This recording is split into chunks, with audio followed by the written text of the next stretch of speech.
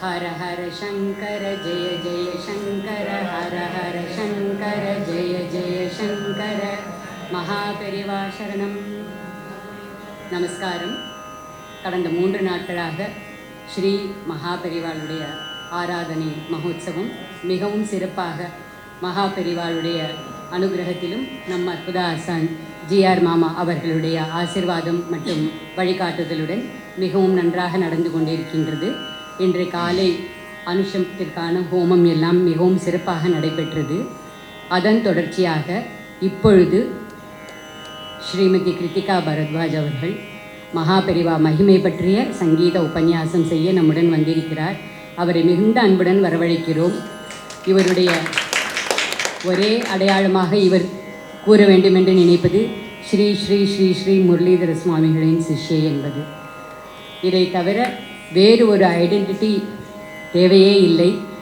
எல்லாம் கூடி வந்து எல்லா விதமான இறையருளும் குருவருளும் கலந்து இவர் நமக்கு கொடுக்கவிருக்கும் இந்த உபன்யாசத்தை நாம் கேட்டு அனுபவித்து பக்தியை உள்வாங்கிக் கொள்ளலாம் என்று தாழ்மையுடன் கேட்டுக்கொள்கிறேன். நமஸ்காரம் மாம். கலையே சுந்தராகாரம் சதைக பிரியதர்சனம் அஜ்ஞானநாசகம் தேவம்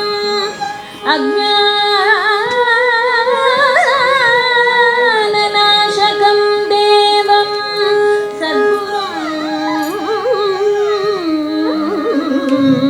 முரளீதரம்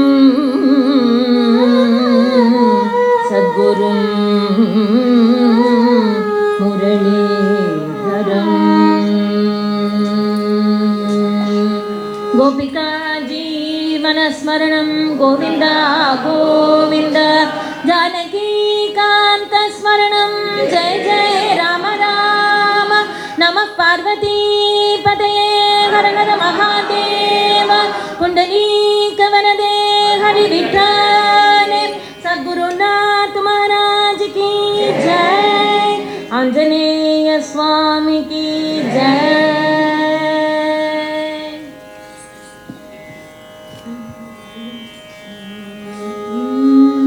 करुणारस पूर्ण सुधाब्दे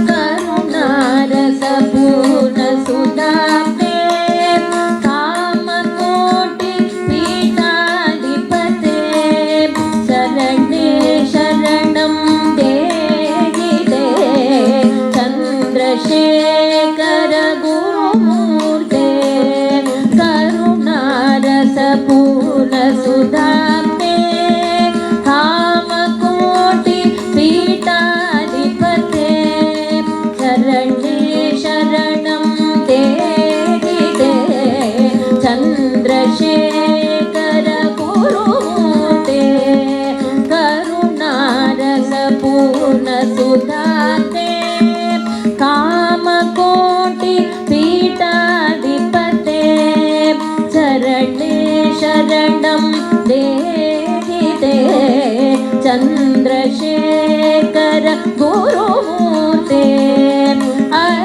अक्षयानन्द चेक्षते दक्षिणाभिमुख शिवाकृते अक्षयानन्द चेक्षते दक्षिणाभिमुख शिवाकृते रक्ष रक्ष मां तपोनिधे चन्द्रशेखर गुरुमूर्ते अक्षयानन्द चेक्षते दक्षिणाभिमुख शिवाकृते अक्षयानन्द चेक्षते दक्षिणाभिमुख शिवाकृते रक्ष रक्ष मां तपोनिधे चन्द्रशेखर गुरुमूर्ते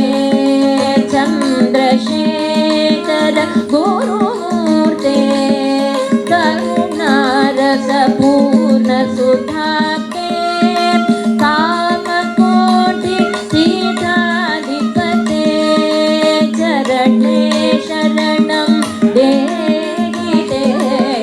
चन्द्रशेखर गुरुमूर्ते चन्द्रशेखर गुरुमूर्ते चन्द्रशेखर गुरुमूर्ते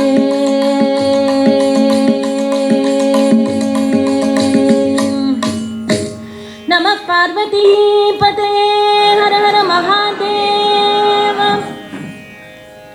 ஆதோ கீர்த்தனாரம்பத்திலே சிவபதியான பகவானுடைய ஸ்வரூபமான ஸ்ரீமத் பாகவதத்தில் கிருஷ்ணாவதாரம் ஏற்படுறதுக்கு முன்னாடி பூமி மாதா ஒரு கோரூபத்தை எடுத்துட்டு பிரம்மாவின் இடத்துல போய் சரணாகதி பண்ணுறார். பிரம்மதேவர் அப்போ 33 தேவர்களையும் அழைத்து கொண்டு க்ஷீராப்தியில் போய் பகவான் கிட்ட போய் சரணாகதி பண்ணுறார், பூமி மாதாவையும் அழைத்து கொண்டு. அப்போது பூமி தேவி பகவானை ஆசிரயிச்சு பகவான் இடத்துல சொல்கிறாள், பிரபோ இந்த பூமி பாரம் என்னால் தாங்க முடியல, அசுரர்களுடைய அட்டகாசம் ஜாஸ்தியாக இருக்குது, அதனால அவர்களை எல்லாம் அகற்றி என்னை ரட்சிப்பீராக அப்படின்னு பூமி மாதா பகவான் இடத்துல ஸ்தோத்திரம் பண்ணுறா, கைகளை குவிச்சுண்டு கண்ணீர் விட்டு கொண்டு. சரணம் பவ கருணாமய குரு தீன தயாளோ சரணம் பவ கருணாமய குரு தீன தயாளோ சரணம் பவ கருணாமய குரு தீன தயாளோ சரணம் பவ கருணாமய குரு தீன தயாளோ சரணம் பவ கருணாமய குரு தீன தயாளோ சரணம் பவ கருணாமய குரு தீன தயாளோ.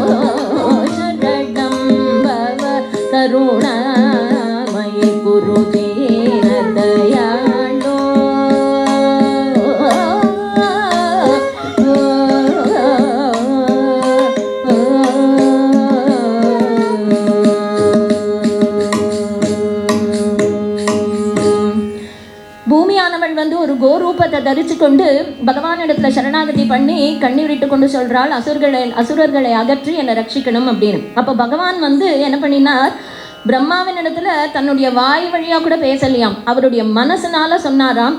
வசுதேவ கிருஹே சாட்சாத் பகவான் புருஷம் பரஹ. பிரம்மா சொல்றார், அங்க இருக்கக்கூடிய தேவர்களை பார்த்து, பகவான் என்னுடைய ஹிருதயத்துல ஸ்புரிக்க வச்சிருக்கார், என்ன அப்படின்னுட்டா தான் வசுதேவருடைய கிரகத்துல அவதாரம் பண்ண போறேன் அப்படின்னு சொல்லியிருக்கார். அதனால ஹே தேவர்களே, யாருக்கெல்லாம் பகவானோட கூட இருந்து அனுபவிச்சு அவரோட சேர்ந்து லீலைகள் பண்ணணும்னு ஆசையா இருக்கோ, நீங்கள் எல்லாமும் இந்த லோகத்துல போய் பிறங்கோ, அவதாரம் பண்ணுங்கோ அப்படின்னு சொல்லி பிரம்மா இந்த இடத்துல சொல்றார். அப்போ பகவான் இடத்துல போய் இவாலாம் சரணாகதி பண்ணினா இல்லையா, அப்போ பகவான் அவதாரம் பண்ணணும் அப்படின்ற அந்த கட்டம் வரும்போது பகவான் இடத்துல இவாலாம் போய் என்ன சொன்னா அப்படின்னா புருஷ சூக்தம் சொன்னாலாம். புருஷம் புருஷ சூக்தேன அப்படின்னு சொல்றாரு இந்த இடத்துல. அப்போ எதுக்கு புருஷ சூக்தம் சொன்னா இந்த இடத்துல அப்படின்னா, ஒரு பெரிய அதிகாரி இருக்கார், அவருக்கு சாயங்காலம் ஒரு 5 மணிக்கு ஒரு மீட்டிங் இருக்கு, 4:45 மணி ஆயிடுத்து, அவர் இன்னும் அந்த மீட்டிங்க்கு அவர் கிளம்பல. அப்போது அவருக்கு அடியில் வேலை செய்யக்கூடிய ஒரு செக்ரட்டரி, ஒரு பிஏ என்ன பண்ணுவார், 5 மணிக்கு இவருக்கு மீட்டிங் இருக்குது அப்படின்னா அவருக்கு போய் நினைவு மூட்டணும் இல்லையா. அவரிடத்துல போய் சார், அவரோட பாஸ் இடத்துல போய் சொல்வார், சார் உங்களுக்கு 5 மணிக்கு ஒரு மீட்டிங் இருக்குது, நீங்கள் இன்னும் புறப்படலையே, 4:45 ஆகிடுது. எனக்கு தெரியாதா 5 மணிக்கு மீட்டிங் இருக்குன்னு, நீ என்ன பெருசாக வந்து சொல்கிற அப்படின்வார் அவர்.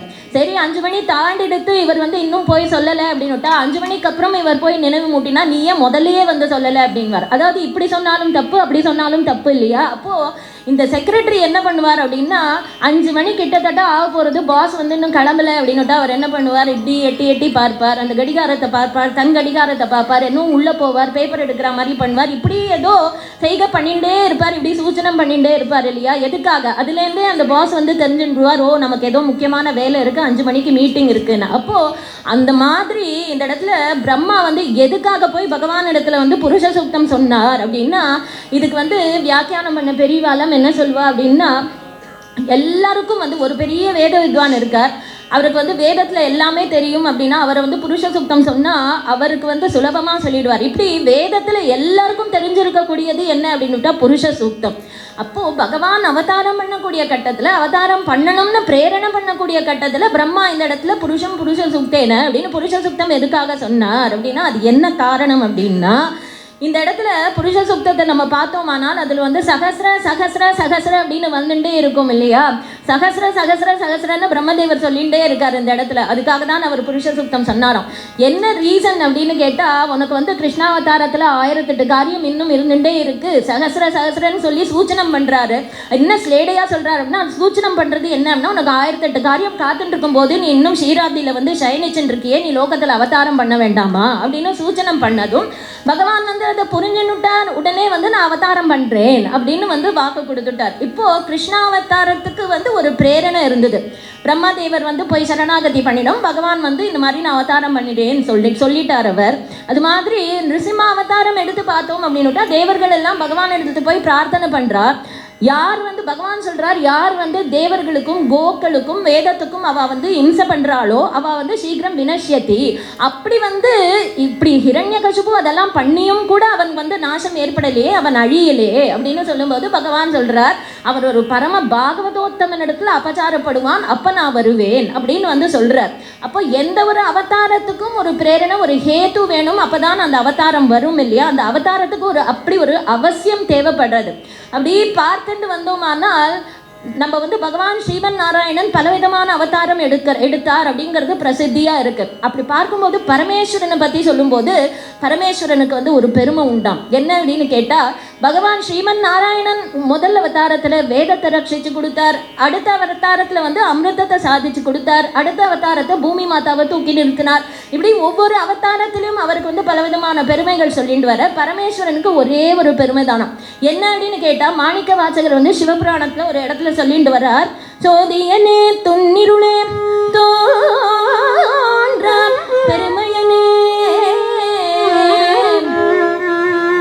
சிவபெருமானுக்கு என்ன பெருமையாம் அப்படின்னா, தோன்றா பெருமையனே அப்படிங்கிறார். அவதாரமே பண்ண மாட்டார் அப்படிங்கிறது தான் ஈஸ்வரனுக்கு பெருமையாம். அப்போ மாணிக்க வாசகர் தோன்றா பெருமையனே அப்படின்னு வந்து சொல்லிட்டு இன்னொரு இடத்துல அதே சிவபுராணத்துல என்ன சொல்றாரு அப்படின்னா, நிலத்தன் மேல் வந்தருளினே கடல்கள் காட்டி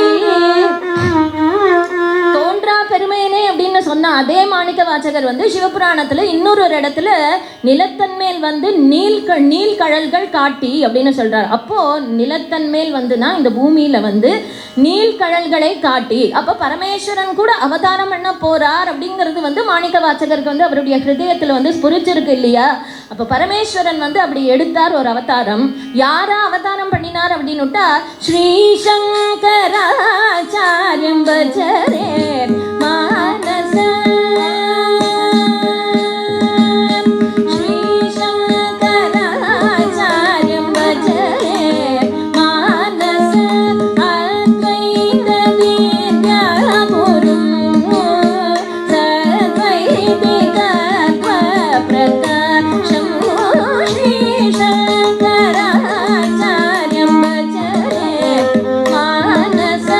Advaita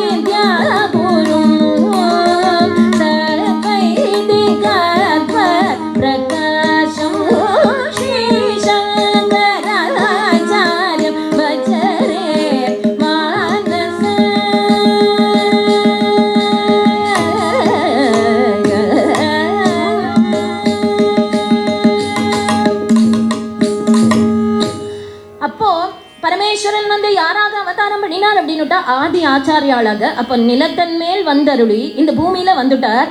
நீழ்கழல்கள் காட்டி அப்படின்னுட்டா இதுக்கு கிராமியமா அர்த்தம் சொல்லணும் அப்படின்னுட்டா நீழ்கழல்கள் அப்படின்னுட்டா நீளமான கால்கள். நீளமான கால்கள் அப்படின்றது தான் நேரடியாக அர்த்தமாகுது. பொதுவாக நம்ம வந்து ஒருத்தரை பார்த்து டே உனக்கு கை நீளம்டா அப்படின்னு சொல்லுவோம் இல்லையா. கை நீளம்டா அப்படின்னா கை நீளமாக இருக்குதுன்னு அர்த்தம் கிடையாது.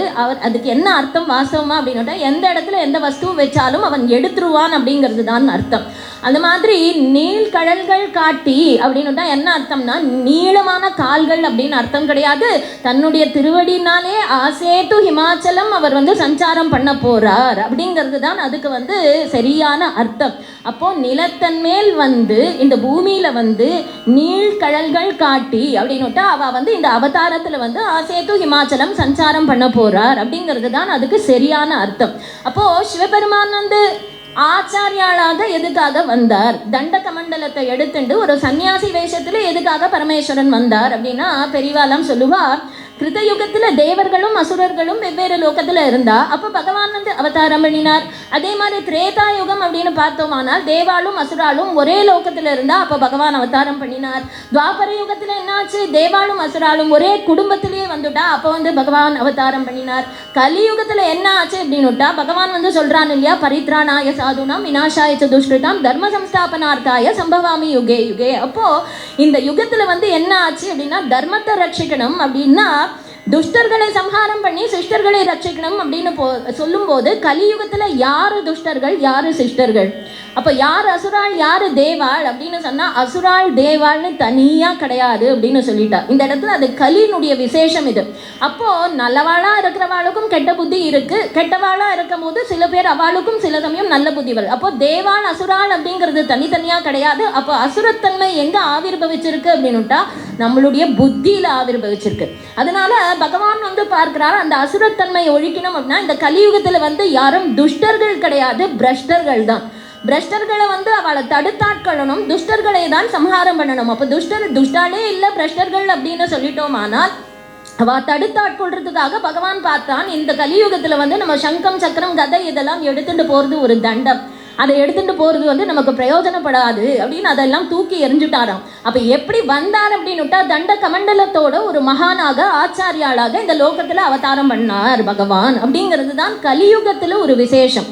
என்ன அப்படின்னு கேட்டால் அப்போ அந்த அசுரத்தன்மை நம்ம புத்தியில் புகுந்து இருக்கக்கூடிய ஒரு அசுரத்தன்மை அஜ்ஞானம் அப்படின்ற அந்த ஒரு அஜ்ஞானத்தை போக்குறதுக்காக ஒரு அஸ்திரம் ஒன்று போடணும். என்ன அஸ்திரம் அப்படின்னா ஞானம் அப்படின்ற அஸ்திரம். அந்த ஞானம் அப்படின்ற அஸ்திரத்தை புகழ்த்துறதுக்காக தான் மகான்கள் இந்த லோகத்தில் வரா. எதுக்கு அப்படின்னா நம்மளை கரையேற்றுறதுக்காக வரா. அப்போ சிவபெருமான் எடுத்தார் ஒரு அவதாரம் இந்த கலியுகத்தில். யாரா அப்படின்னா ஆச்சாரியாளாக வந்தார். அப்போ தோட்டக்காச்சாரியார் வந்து சொல்கிறார் அவளுடைய தோட்டகாஷ்டகத்தில் பிரபு தன்னுடைய குருநாதரை பார்த்து ஸ்துதி பண்ணுறார். அப்போ கடினமான தோட்டக விற்த்தியில் ஜகத்தி மபித்தும் கலிதா கிருதயோ விசரந்தி மகாமக சஷ்டலதஹ. இந்த லோகத்தில் வந்து மகாமகஸ் அப்படின்னா ரொம்ப ஜோதிஷாக இருக்கிறது, ஜோதிஸ்வரூபமாக இருக்கிறது. அப்போ இந்த மகான்கள் எல்லாம் இந்த லோகத்தில் அவதாரம் பண்ணுறா இல்லையா, அவெல்லாம் எப்படி இருக்கா அப்படின்னா கலிதா கிருதையோ ஒரு மனுஷ சரீரத்தை எடுத்துட்டு மகான்கள் இந்த லோகத்தில் சஞ்சாரம் பண்ணிட்டு தான் இருக்கா பிரபு. எதுக்காக அப்படின்னா நம்மளை வந்து மோட்ச சாம்ராஜ்யத்தில் வந்து கொண்டு போய் உட்காத்தி வைக்கிறதுக்காக, நம்மளை போல சாமானிய ஜனங்களை வந்து கைப்பிடிச்சு அந்த மோட்சத்துக்கு அழைச்சிட்டு போகிறதுக்காக பரம கிருபையினால மகான்கள் இந்த லோகத்தில் அவதாரம் பண்ணுறா. அவெல்லாம் எப்படி இருக்கா அப்படின்னுட்டா மகாமகசா இருக்கா. அப்பேற்பட்ட வைரம் போல அவ ஜொலிச்சுட்டு இருக்கா. பெரிய பெரிய கிரகங்களா பெரிய பெரிய நட்சத்திர மண்டலங்களா அவெல்லாம் ஜொலிச்சுட்டே தான் இருக்கா.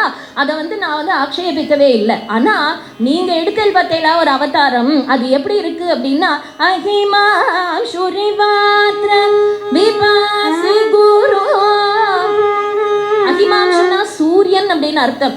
சூரியன் உதயம் ஆயிடுத்து அப்படின்னுட்டா நமக்கு வந்து அந்த நட்சத்திரங்கள் அந்த கிரகங்கள் எல்லாம் நம்ம கண்ணுக்கு தெரியவே தெரியாது. அது மாதிரி ஆச்சாரியில பார்த்து சொல்றார் குருநாதா அப்பேற்பட்ட மகான்கள் வைரம் போல அவெல்லாம் வந்து நட்சத்திரம் போல கிரகங்கள் போல அவ வந்து ஜொலிச்சுட்டே இருக்கா. அவளுடைய அவதார காரியங்கள் எல்லாம் அவ பண்ணிட்டே தான் இருக்கா. ஆனா நீங்க அவதாரம் பண்ணினது எப்படி இருக்கு அப்படின்னுட்டா ஒரு பெரிய சூரியன் போல இருக்கு. சூரியன் வந்துடுது அப்படின்னுட்டா அந்த நட்சத்திரங்கள் அந்த கிரகங்கள் எல்லாம் கண்ணுக்கு தெரியாது, அதெல்லாம் இருக்க வேண்டிய இடத்துல இருந்துட்டு தான் இருக்கு. ஆனா சூரியன் வந்தாச்சு அப்படின்னுட்டா அதெல்லாம் நம்ம கண்ணுக்கு தெரியறதில்ல. அந்த மாதிரி உங்களுடைய அவதாரம் எப்படி இருக்கு அப்படின்னுட்டா பெரிய சூரியன் போல இருக்கு நீங்கோ அப்படின்னு வந்து தன்னுடைய ஆச்சாரியன் குருநாதரை வந்து பார்த்து ஸ்துதி பண்றாரு இல்லையா தோட்டக்காச்சாரியார். அப்பேற்பட்ட ஆச்சாரியால் அப்பேற்பட்ட ஒரு அவதாரம், அத்தகைய ஒரு அவதாரம் வந்து நம்முடைய சத்குருநாதர் வந்து சொல்லுவார், அப்பேற்பட்ட அவதாரம் சகஜமா பூமியில வராது. அது வந்து பல வருஷங்களுக்கு ஒரு முறை தான் அப்படி வரும். அதுக்கு வந்து ஒரு பெரிய அவசியம் ஒன்று இருக்கணும். எந்த அவதாரத்துக்கும் ஒரு ஹேத்து வேணும், ஒரு பிரேரணை வேணும் அப்படின்னு சொன்னோம் இல்லையா. அப்ப ஆச்சாரியாளுடைய அவதாரத்துக்கு என்ன ஹேத்து, என்ன காரணம் அப்படின்னு கேட்டா, காஷாயாம்பர வேஷ்டித ரூபம், காஷாயாம்பர வேஷ்டித ரூபம், காஷாயாம்பர வேஷ்டித ரூபம், வாஷண மத கண்டன தீரம், வாஷண மத கண்டன தீரம்,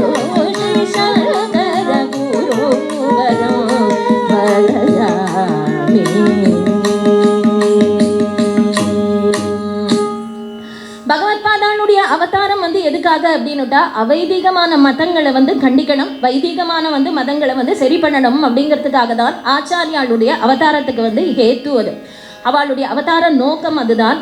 32 வருஷம் வந்து ஆச்சாரியால் இந்த லோகத்தில் இருந்தா. அதுலேயும் சின்ன குழந்தையா இருக்கும் போதே அவள் வந்து காலடியில் அவதாரம் பண்ணினா. பெரும்பாலும் அவளுடைய வாழ்க்கை அங்கே நடந்தது. அதுக்கப்புறம் வந்து அவள் வந்து கோவிந்த பகவத் பாதாள் கிட்ட வந்து ஒரு குருவை ஆசிரியக்கணும் அப்படின்ற அந்த தத்துவத்தை காண்பிச்சு அவரிடத்துல வந்து சந்நியாசம் வாங்கிட்டார். சந்நியாசம் வாங்கின்ற பிற்பாடு அவர் ஆசேத்து ஹிமாச்சலம் வந்து சஞ்சாரம் பண்ணிட்டு அங்கங்கே அந்தந்த மூர்த்தியினுடைய அந்த சாநித்தியத்தை எல்லாம் கலப்பி விட்டு அந்த வைதிகமான மதங்களை வந்து தூக்கி நிறுத்தி அவைதிகமான மதத்தை வந்து கண்டிச்சு இப்படி பலவிதமான காரியங்கள் வந்து ஆச்சாரியால் பண்ணின் வந்தா.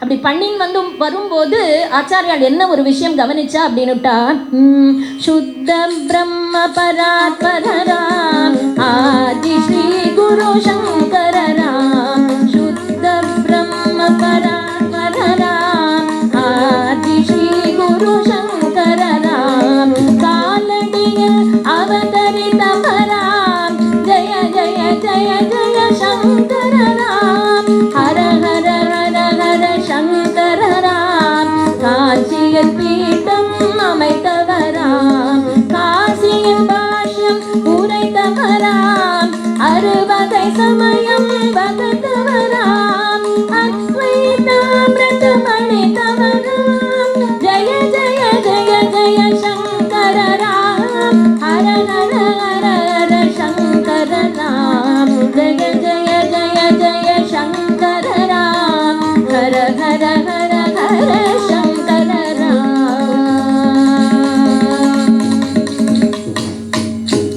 ஆதி ஆச்சாரியால் வந்து ஒரு விஷயத்தை பார்த்தா என்ன அப்படின்னுட்டா, அவருக்கு முன்னாடி இருந்த அந்நிய மதங்களை சேர்ந்த சில பேர் எல்லாம் என்ன பண்ணினா அப்படின்னா அங்கங்க பாரத தேசத்துல வந்து மதங்கள் எல்லாம் ஏற்படுத்தி அதன் மூலமா அவளுடைய காரியங்களை பண்ணும்போது அந்த காரியங்கள் எல்லாம் வெகு சீக்கிரமா பரவறதை வந்து ஆச்சாரியால் பார்த்துட்டார். அதனால ஆச்சாரியால் என்ன பண்ணினார் அப்படின்னா பாரத தேசத்துல அங்கங்க வந்து மதங்களை ஸ்தாபனம் பண்ணி கடைசியா அவ எங்க வந்தா அப்படின்னுட்டா காஞ்சி காமக்கோட்டி பீட்டம் அப்படின்ற ஒரு மட்டத்தை ஏற்படுத்தி கடைசியில காஞ்சி மட்டத்துல வந்து அவ சர்வஜ்ஞ பீட்டம் ஏறினா. அப்படிங்கிறது தான் ஆச்சாரியாளுடைய சரித்திரம்.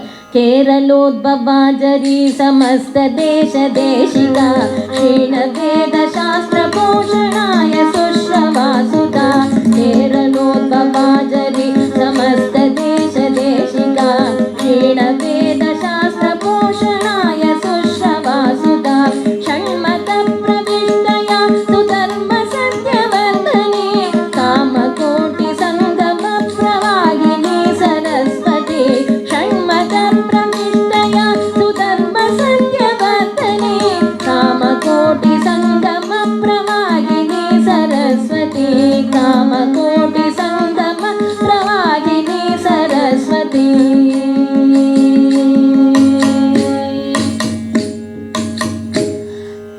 கேரளோத்பவாஜரி அப்படின்னு வந்து சொல்றா இந்த பாட்டுல வந்து ஒரு பெரிய ஒரு நீர்வீழ்ச்சி இருக்காம். அது எங்க உற்பத்தி ஆறுது அப்படின்னுட்டா கேரள தேசத்துல காலடியில உற்பத்தி ஆச்சாம், அவதாரம் பண்ணித்தான். அந்த நீர்வீழ்ச்சி என்ன பண்ணுறது அப்படின்ட்டா இப்படி பல தேசங்களில் அங்கே உற்பத்தியாகி பல தேசங்களில் அப்படி சஞ்சாரம் பண்ணிட்டு வரும்போது ஷண்மதம் அப்படின்ற 6 மார்க்கங்களை ஏற்படுத்தி வரக்கூடிய வழியில் அது என்னத்தை போஷிச்சுட்டு வருது அப்படின்னுட்டா க்ஷீணமாக இருக்கக்கூடிய அந்த வேதத்தை போஷிச்சுட்டே கடைசியில் சரஸ்வதி அப்படின்ற திருநாமத்தோட காஞ்சி காமகோட்டி பீட்டத்தில் சர்வஜ்ஞ பீட்டம் ஏறினா.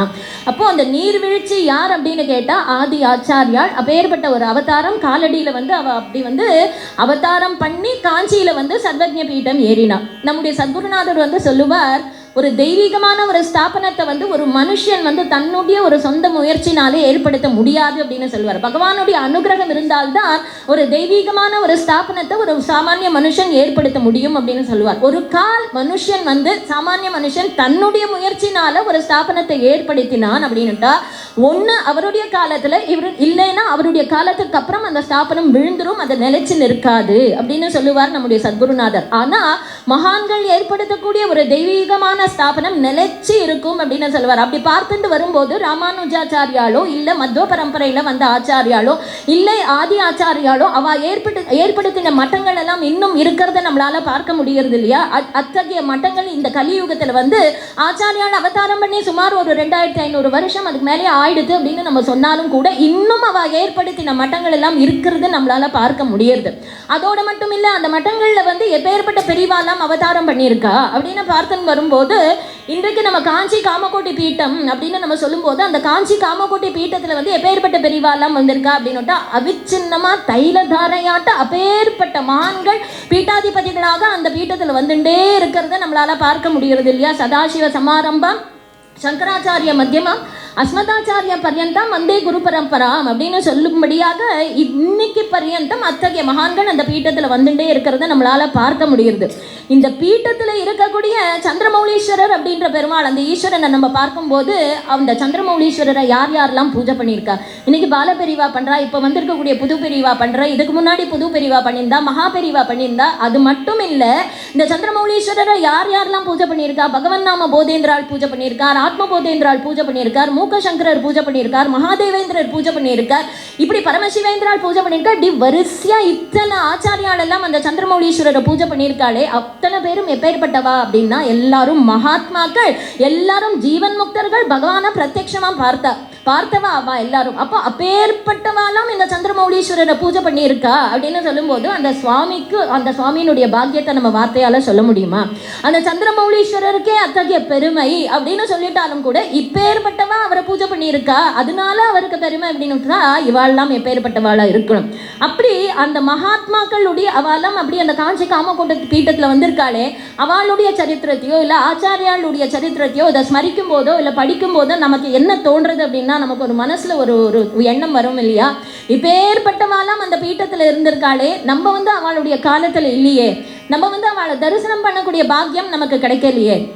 அப்போ அவளோட இருந்தவளுடைய மனோநிலை எப்படி இருந்திருக்கும்? அவள் எப்படி பேசியிருப்பா, எப்படி பழகியிருப்பா, எப்படி கட்டாட்சம் பண்ணியிருப்பா, அவள் வாழ்க்கையில் எத்தகைய பாக்கியம் பண்ணியிருக்கா அப்படின்னு நமக்கு நிச்சயமாக அது தோணும் இல்லையா? அப்பேற்பட்டவா பீட்டத்தில் இருந்திருக்கா. இன்னொன்று ஒன்று தோணும், அப்படி நமக்கு அத்தகைய பாக்கியம் நமக்கு கிடைக்கல அப்படின்னுட்டாலும் இப்போ நம்ம போய் அத்தகைய மகான் யாராவது இருந்திருக்காளா, நம்முடைய காலத்தில் அப்படி யாராவது இருந்திருக்காளா, நம்ம அவளை போய் தரிசனம் பண்ணியிருக்கோமா அப்படின்னு நம்ம யோசித்தோம் அப்படின்னுட்டா நம்முடைய காலத்தில் நமக்குன்னு அனுகிரகம் பண்றதுக்காகவே ஒரு அவதார புருஷர் வந்தார் அப்படின்னுட்டா அது நம்ம மகா பெரிவா தான். அப்பேற்பட்ட கலியுகத்துல அவதார புருஷராக வந்த ரொம்ப பெரிய அப்பேற்பட்ட ஒரு மகாத்மா நம்மளுடைய மகா பெரிவா. அதனாலதான் கீர்த்தனங்கள் எல்லாம் தெரிவிக்கும் போது கலியுகம் தன்னில் கண்ட தெய்வம் கலி தீர்க்கும் காஞ்சி மாமுனியே, கலியுகம் தன்னில் கண்ட தெய்வம் கலி தீர்க்கும் காஞ்சி மாமுனியே, சலிக்கும் மனதை ஒரு நிலை கொண்டிருந்த முதல் சல்நிலையை நான் நாடி வந்தேன், கடைக்கண் பார்வையால் கடையன் என்னையே காத்தருள் செய்யும் எங்கள் கருணை தெய்வமே, கடைக்கண் பார்வை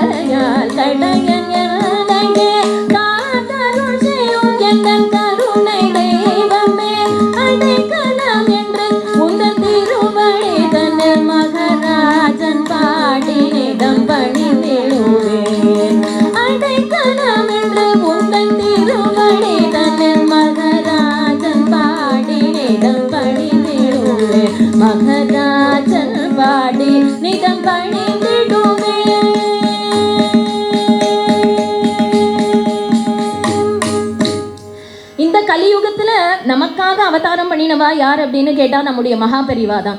மகாபெரிவா பெரியவா அப்படின்ற சப்தமே எப்போதுமே வந்து பெரியவாலாம் சொல்லுவா, அது வணக்கத்துக்கு உரிய சப்தம். நம்ம வந்து பெரியவா மகாபெரிவா அப்படின்னு சொல்லிட்டாலே சரணம் அப்படின்னு தான் நம்ம எல்லாருமே சொல்லுவோம். அப்படி அந்த காஞ்சி காமகோட்டி பீட்டத்தில் வந்த பெரியவா, அவளுக்கு வந்து பெரியவா மகா பெரியவா பெரியவா அப்படின்னு எல்லாம் நம்ம வந்து அழைக்கிறோம் இல்லையா, அது அவளுக்குன்னு உரிய அந்த வார்த்தைகள், அந்த திருநாமங்கள் மகா பெரியவாளுக்கு. நம்முடைய சத்குருநாதர் ஒரு சந்தர்ப்பம் மும்பையில் வந்து ஒரு பிரவச்சனத்துக்கு போயிருந்தாராம். அப்போது ஒரு சம்பவம், அவள் வந்து பிரவச்சனம் ஆரம்பிக்கிறதுக்கு முன்னாடி குருநாதர் வந்து சொன்னார், இன்னைக்கு வந்து நான் பெரியவாளை பற்றி பேச போகிறேன் அப்படின்னு வந்து சொன்னாராம். உடனே ஒருத்தர் எழுந்துண்டு, நீங்கள் வந்து பெரியவாளை பற்றி பேச போகிறேன்னு சொல்கிறேனே, எந்த பெரியவாள் அப்படின்னு கேட்டாராம். உடனே குருநாதர் வந்து, நான் வந்து சூரியனை பற்றி பேச போகிறேன்னு சொன்னால் நீங்கள் எந்த சூரியன் அப்படின்னு கேட்பேடா, அது மாதிரி பெரியவா பெரியவா மகா பெரியவா அப்படின்னு சொல்லிட்டாலே காஞ்சி காமகோட்டி பீட்டத்தில் இருந்த சந்திரசேகரேந்திர சரஸ்வதி சுவாமிகள் பற்றி தான். அப்போது அந்த பெரியவா பெரியவா மகா பெரியவா இந்த சப்தங்கள்லாம் அவளுக்கு மட்டும் உரிய சப்தங்கள் அப்படிங்கிறது தான் சத்தியம். ஒரு சமயம் மகாபெரிவா வந்து கேட்டாராம், ரா கணபதி அப்படின்ற பெரியவரோட சம்பாஷணம் பண்ணிட்டு இருக்கா பெரியவா. அப்போது பெரியவா வந்து சொல்கிறா, என்னை வந்து எல்லாரும் பெரியவான்னு கூப்பிடுறா இல்லையா, எனக்கு பெரிய வாய், அதனால தான் வந்து எல்லாரும் என்னை பெரியவான்னு கூப்பிடுறாளோ.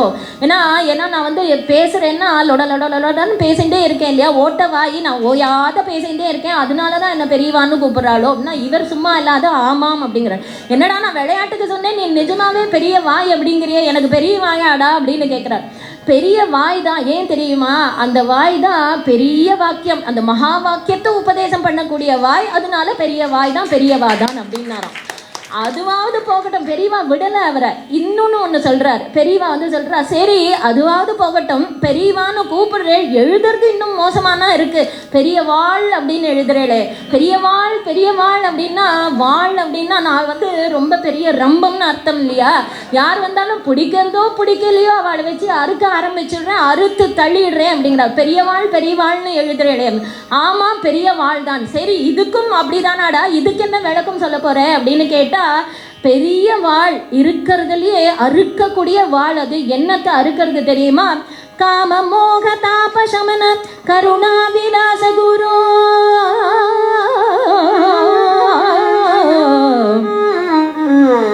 காமம் மோகம் குரோதம் லோபம் எல்லாம் நம்மளுடைய மனசுல புகுந்து இருக்கக்கூடிய அஜ்ஞானம் அப்படின்ற காடு, அதை வந்து ஒரு பெரிய வாழை வந்து வெச்சுண்டு வெட்டக்கூடிய அப்பேற்பட்ட பெரியவாள் தாங்கள் அப்படின்னு சொல்லும்போது, அப்படி பெரியவாள் அப்படின்னு அவளுடைய சரித்திரம், அவளுடைய வாழ்க்கை முறை அப்படின்னு நம்ம சொல்லிட்டோமானே, ஆனாலே அது எல்லா விதத்துலையும் போற்றத்தக்கதா இருக்கு, ஏற்றத்தக்கதா இருக்கு இல்லையா. அப்படி வந்து அப்பேற்பட்ட மகாத்மா அவள் வந்து எல்லாருமே ஒரு முறையாவது நம்ம தரிசனம் பண்ணியிருப்போம் இல்லையா. நம்ம எல்லாரும் பண்ணின பாக்கியம் என்ன அப்படின்னுட்டா, அவள் இருந்த காலத்தில் நம்ம இருந்திருக்கோம் இல்லையா. நம்ம இங்கே இருக்கக்கூடிய அத்தனை பேரும் ஒரு முறையாவது பெரியவாளை தரிசனம் பண்ணியிருக்கக்கூடிய பாக்கியம் நமக்கு கிடைச்சிருக்கோம் இல்லையா. பெரியவாளுடைய சமகாலத்தில் வாழறதே நமக்கு பெரிய பாக்கியம் அப்படின்னு தான் நம்முடைய சத்குருநாதர் வந்து சொல்லுவார். ஒரு கர்ப்ப மாசத்தில் ஒரு குழந்தை இருந்தால் கூட, பெரியவாளுடைய காலத்தில் அவளுடைய சமகாலத்தில் கர்ப்ப மாசத்தில் ஒரு குழந்தை இருந்தால் கூட அது பாக்கியம் பண்ணினது தான் அப்படின்னு நம்முடைய குருநாதர் வந்து சொல்வார். காரணம் என்ன அப்படின்னா, பிரம்மதேவர் வந்து சொல்கிறார் பாகவதத்தில், அஹோ பாக்யம் அஹோ பாக்யம் நந்த கோப பிரஜௌகசா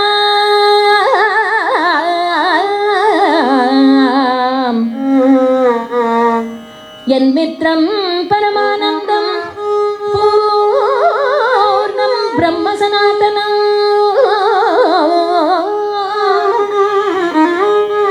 பிரம்மதேவர் வந்து சொல்றார், எதனால பாக்கியம் அப்படின்னுட்டா, பூர்ணம் பிரம்ம சனாதனம், அந்த பரிபூர்ணமான வஸ்து வந்து ஒரு மித்திர பாவத்துல இந்த இடையர்களோட வந்து கலந்துட்டு பழகின்னு இருக்கு இல்லையா, அந்த இடையர்கள் தானே அப்பேற்பட்ட பாக்கியசாலிகள். காரணம் என்ன அப்படின்னுட்டா, பரபிரம்மத்தோட அந்த சம்பந்தம் அவளுக்கு கிடைச்சது இல்லையா. அந்த மாதிரி பெரியவாளுடைய அந்த சங்கம் நமக்கு கிடைச்சது இல்லையா, அது நமக்கெல்லாம் வந்து ஒரு பெரிய பாக்கியம், நம்ம பாக்கியசாலிகள் தானே. ஏன்னா அந்த சந்நிதி விசேஷம், அவள் ஜீவிதமாக இருக்கும்போதும் சரி, அவள் ஜீவசமாதியாக இருக்கும்போதும் சரி, அவளுடைய சந்நிதி விசேஷம்னா அப்படி வந்து அந்த மகாபெரிவா வந்து அந்த பீட்டத்தை அப்படி அலங்கரிச்சா. நம்முடைய சத்குருநாதர் வந்து சொல்லுவார், பீட்டத்தை வந்து அலங்கரிச்சா அப்படின்னு சொல்லும்போது, காஞ்சி காமகோட்டி பீட்டம் அப்படின்னு சொல்லிட்டாலே அந்த பீட்டத்துக்கே அப்பேற்பட்ட ஒரு பாரம்பரியம் உண்டு. அதுவும் பெரிய பெரியவாளுடைய சரித்திரத்தை பார்த்தோமானால் அவள் வந்து இந்த யுகத்துக்கே ஒரு அவதார புருஷாலாக இருக்கா. இப்போ காஞ்சி காமகோட்டி பீட்டத்தினுடைய சரித்திரத்தை தனியாக பார்க்கும்போது அதுவே வந்து ஆச்சரியமாக அப்பேற்பட்ட ஒரு சரித்திரமாக இருக்குது. பெரிய பெரியவாளுடைய சரித்திரத்தை பார்க்கும்போது அது ஒரு அழகாக இருக்குது, பெருமையாக இருக்குது. அதை பார்க்கும்போது அப்பேற்பட்ட ஒரு சரித்திரம்.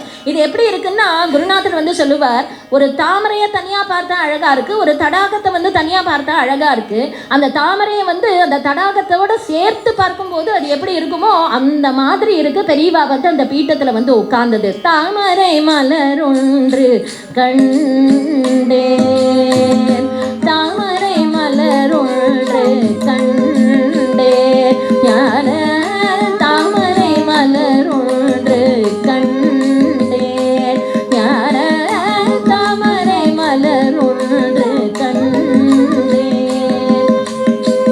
தவமா முனிவன் உருவினிலே ஞான தாமரை மலர் ஒன்று கண்டே, பூமியில் சிறந்த புண்ணிய காட்சிகள், பூமியில் சிறந்த புண்ணிய காட்சிகள், காமகோட்டியனும் தடாகத்தில் மலர்ந்த தாமரை மலர் ஒன்று கண்டே.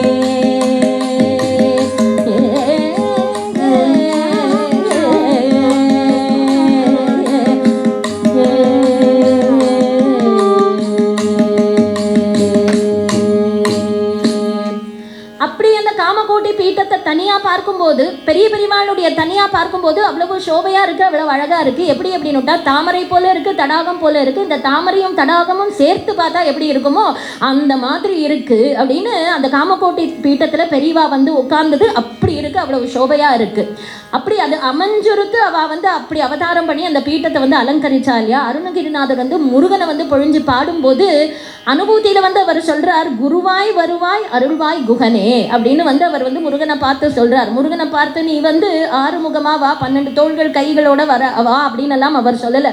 மயிலில் வா, வேலை வச்சுண்டு வா அப்படின்னு எல்லாம் சொல்லலை. குருவா வந்து எனக்கு அனுகிரகம் பண்ணுறேன் அப்படின்னு தான் அவர் சொல்கிறார். அந்த மாதிரி அதுதானே ஈஸ்வராளுக்கும் ரொம்ப உயர்வாக இருக்குது.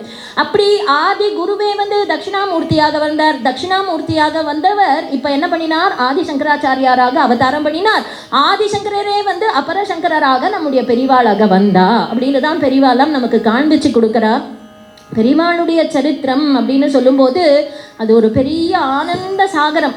இந்த ஜன்மா முழுக்க வந்து நம்ம வந்து பெரியவாளை பற்றி நம்ம சொல்லிகிட்டே இருக்கலாம், எவ்வளவோ சொல்லிட்டு போகலாம். எந்த ஒரு அவதாரத்துக்குமே ஒரு ஹேத்து வேணும் அப்படின்னு சொன்னோம் இல்லையா. பெரியவாளுடைய அவதாரத்துக்கு என்ன ஹேத்து அப்படின்னா, தர்மத்தை ரட்சிக்கணும் ரட்சிக்கணும் ரட்சிக்கணும் அப்படின்னு சொல்லும்போது தர்மத்துக்கு ஆணி வேர் எது அப்படின்னு கேட்டால் வேதம்.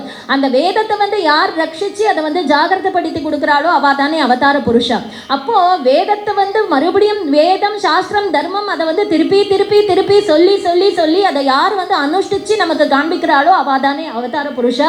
இந்த கலியுகத்திலையும் இந்த நூற்றாண்டிலையும் நம்ம எல்லாம் வந்து கொஞ்சம் அனுஷ்டானம் பண்ணிட்டு இருக்கோம், சாஸ்திரப்படி இருக்கும், தர்மம் இருக்கு, சத்தியத்திலேயே இருக்கும் அப்படின்னுட்டு அது பெரிய பெரியவாளால தானே.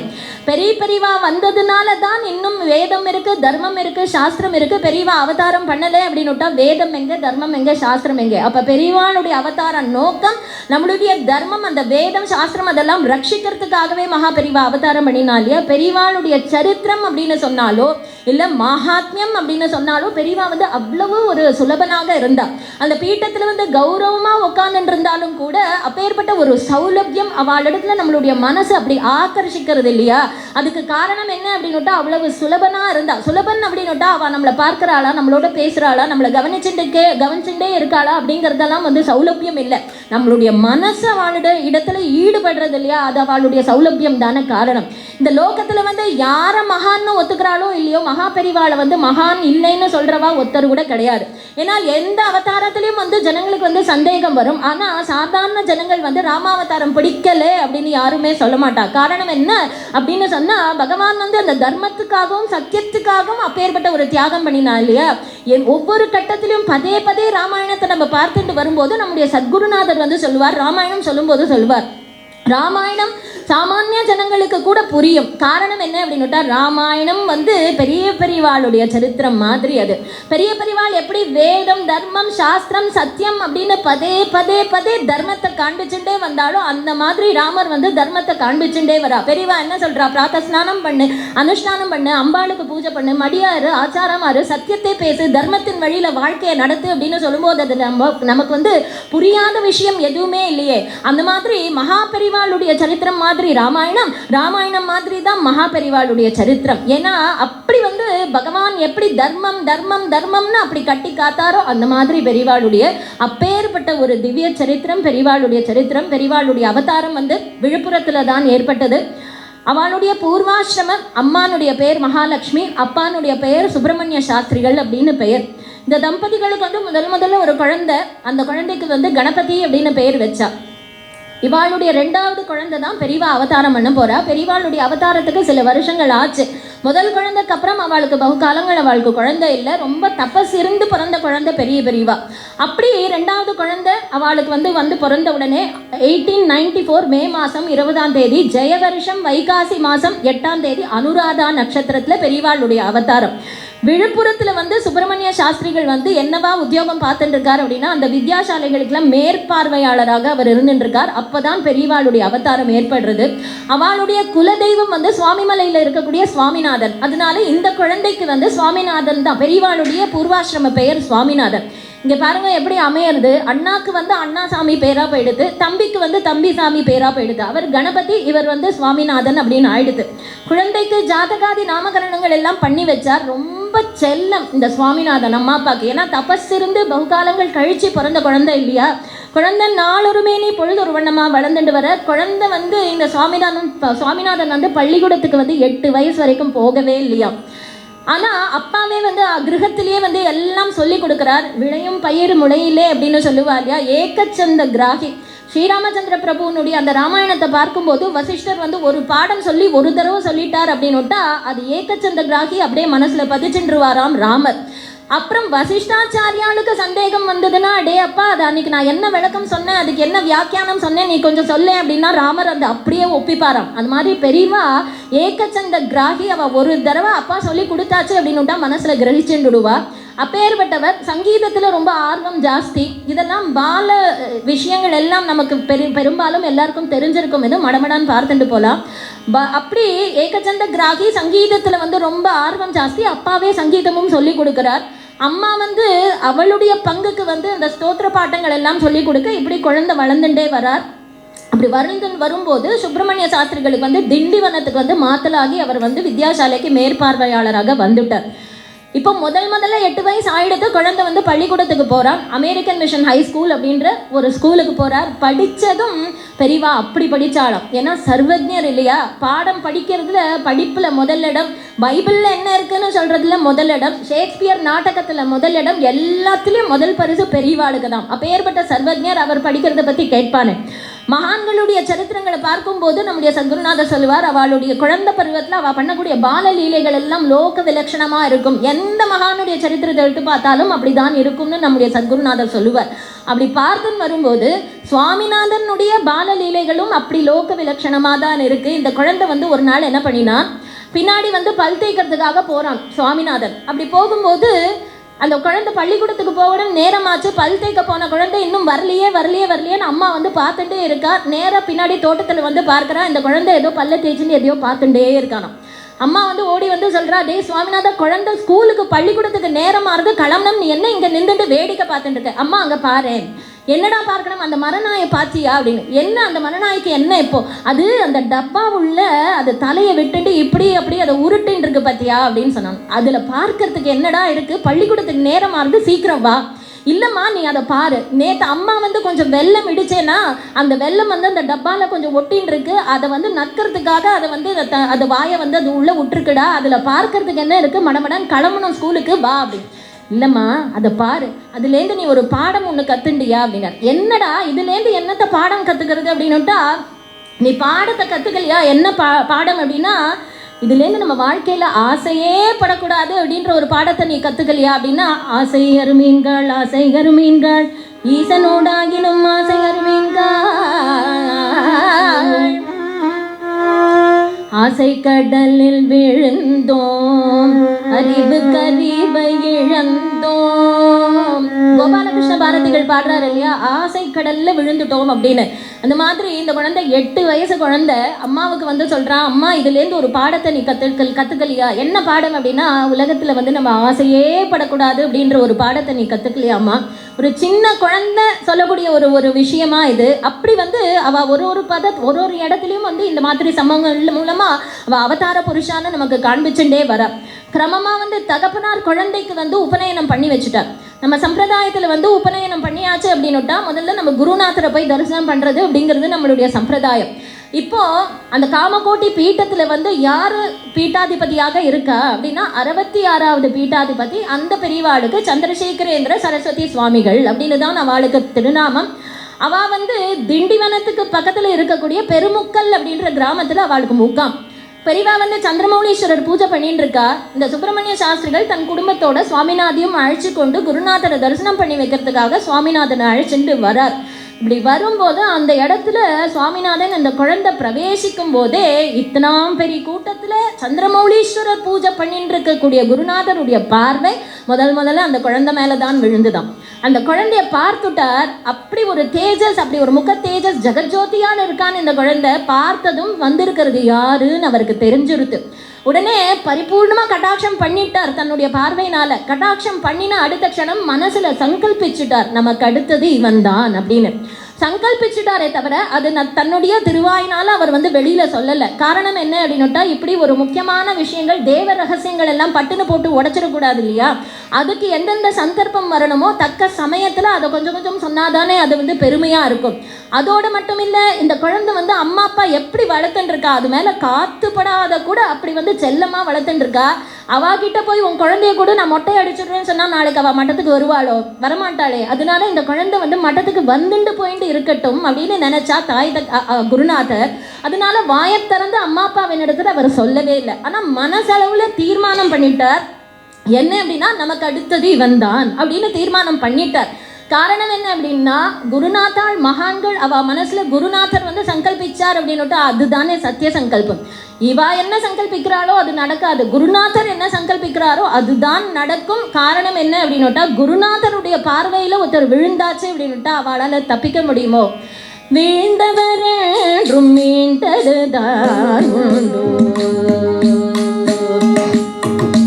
வீழ்ந்தவரும் மீண்டதுதான் உண்டோ, அல்லது மாண்டதுதான் உண்டோ, சத்குருநாதன் பார்வையில் வீழ்ந்தவரும் மீண்டதுதான் உண்டோ, ஆண்டுகள் செய்திடும் தவ பயனை பல்லாண்டுகள் செய்திடும் தவ பயனை பார்வை ஒன்றிலே கடைக்கண் பார்வை ஒன்றிலே கடைக்கண் பார்வை ஒன்றிலே தந்திடும் குருநாதன் பார்வையில் வீழ்ந்தவரும் மீண்டதுதான் உண்டோ, அல்லது மாண்டதுதான் உண்டோ, சத்குருநாதன் பார்வையில் வீழ்ந்தவரும் மீண்டதுதான் உண்டோ.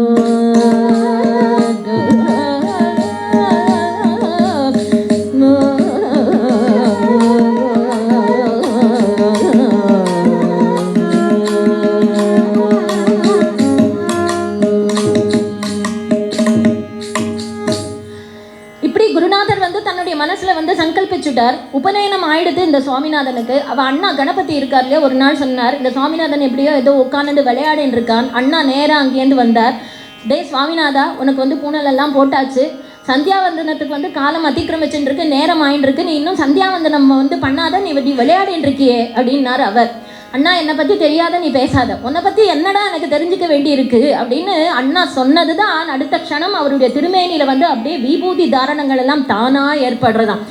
அண்ணா பார்த்து பிரமிச்சு போயிட்டார். இப்படி ஒவ்வொரு லீலையா இப்படி நடந்துட்டே வர்றார். இதெல்லாம் சூச்சனம் இல்லையா அவ அவதார புருஷா அப்படின்னு அண்ணா பார்த்து பிரமிச்சு போயிட்டார். அம்மாவின் இடத்துல போய் சொல்றார், அம்மாக்கு இதை நம்புறதா நம்பாம இருக்கிறதா அப்படின்னு அவளுக்கு புரியல. ஏன்னா தாய்க்கு உரியதான ஒரு வாத்சல்யம் அவ கண்ணை மறைச்சிரும் இல்லையா. இப்படி ஒவ்வொரு கட்டத்திலையும் இப்படி பலவிதமான சம்பவங்கள் நடந்துட்டே வருது. மட்டத்திலேருந்து வந்து பெரியவா அடிக்கடி வந்து சுப்பிரமணிய சாஸ்திரிகளை கூப்பிட்டு அனுப்புவார். அவர் சுவாமிநாதனை அழைச்சிண்டு இப்படி தரிசனம் பண்ணிட்டு போறது இப்படியே நடந்துட்டு இருக்கு. இப்படியே சில காலங்கள் ஓடின்னு இருக்கு. குருநாதருடைய சங்கல்பம் வந்து அம்மா அப்பாவுக்கு வேணா புரியாம இருக்கலாம், ஆனா சிஷ்யனுக்கு நன்னா புரிஞ்சிருது. இப்போ பெரியவா என்ன பண்ணினா, அந்த குருநாதர் என்ன பண்ணினா, இப்போ பெருமுக்கல் அப்படின்ற இடத்துல இருந்து சாரல் அப்படின்ற இடத்துக்கு அவ வந்து கிளம்பி போயாச்சு. அங்க வந்து முகாம் போட்டாச்சு. இப்போ இந்த சுவாமிநாதன் குருநாதரை பார்த்துட்டு வந்ததுலேருந்து குருநாதருடைய சிந்தனையாகவே இருக்கு. குரு எப்படி பேசுவார், குரு எப்படி கட்டாட்சம் பண்ணுவார், குரு எப்படி பூஜை பண்ணுவார், குரு நமக்கு எப்படி அனுகிரகம் பண்ணினார் நமக்கு குருநாதர் அப்படின்னு நின்றா உட்காந்தா நடந்தா குருநாதருடைய சிந்தனையாகவே இந்த குழந்தைக்கு இருந்துட்டு இருக்க. அந்த குழந்தைக்கு வந்து ஆற்றுல வந்து இருப்பு கொள்ளலை. பெரியவாளோ பெருமுக்கல்லேருந்து சாரலுக்கு போயாச்சு. பெரியவாளை தரிசனம் பண்ணினால்தான் நமக்கு அப்படின்னு தீர்மானம் பண்ணினான். ஒரு நாள் இந்த குழந்தை ஒரு ஸ்நேகிதனையுமே அழைச்சிட்டு வெடிர்காலமே கிளம்பி போயாச்சு. திண்டிவனத்துலேருந்து கிளம்பி எங்கேயோ போயிட்டானவன். இப்படி நடந்து போய் பெரியவாளை தரிசனம் பண்ணுறதுக்காக போயாச்சு. குழந்தை தன்னுடைய ஸ்நேகிதனோட ஆச்சாரியாலை பார்த்து நேராக வந்து சாரலுக்கு வந்தாச்சு. ஆச்சாரியாலை சேவிச்சுட்டான். ஆச்சாரியால் முதல்ல பார்த்துட்டு ரொம்ப சந்தோஷப்பட்டாராம். அடுத்தது கேட்டார், ஆற்றுல சொல்லிட்டு வந்தியோ?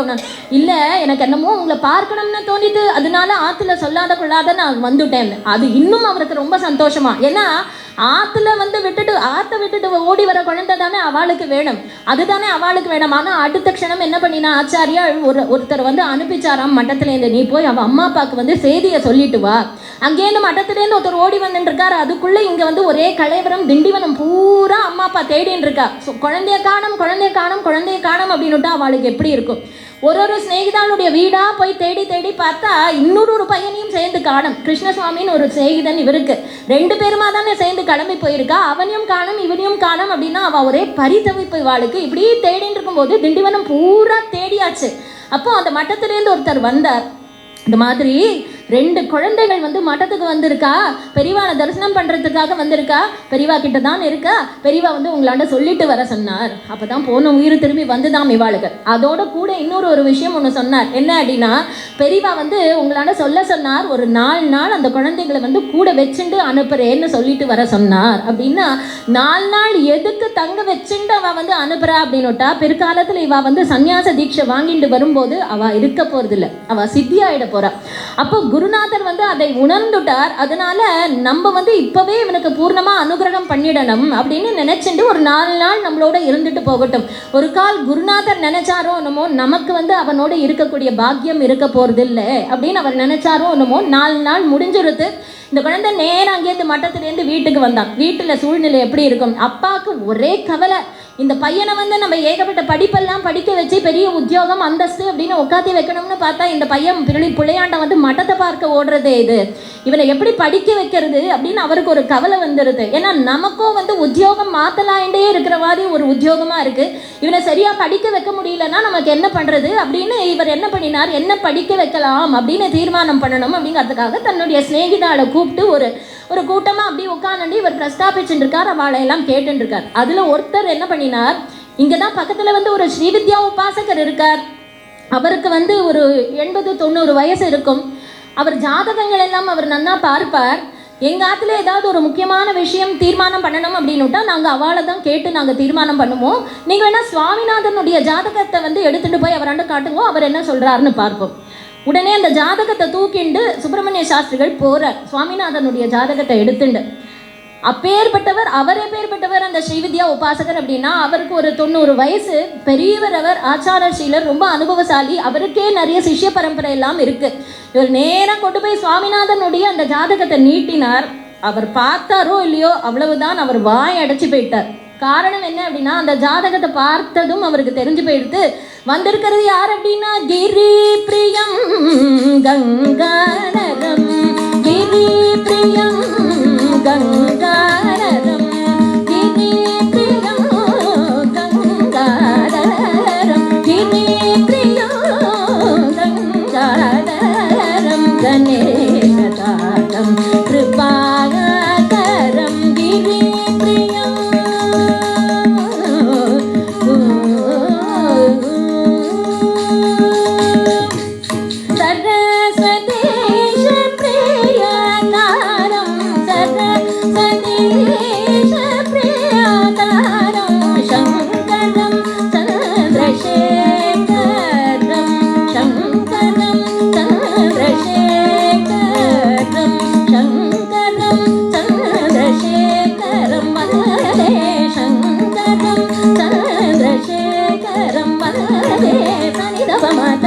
மகரி ரிமா மரி மதனி தப சனி தப சனி தப மகரி மதனி தப மகரி ரி மதனி தப சனி ஹரி மதனி தப மகரி ரிமா மத ப மகரி மத ப சனி தப மதனி தப சனி மகரி த சனி தப மகரி மதனி தப நின்னி பிரியா கங்காதரம் கணேஷதாரம் கிருபாகரம் விதி பிரியம்.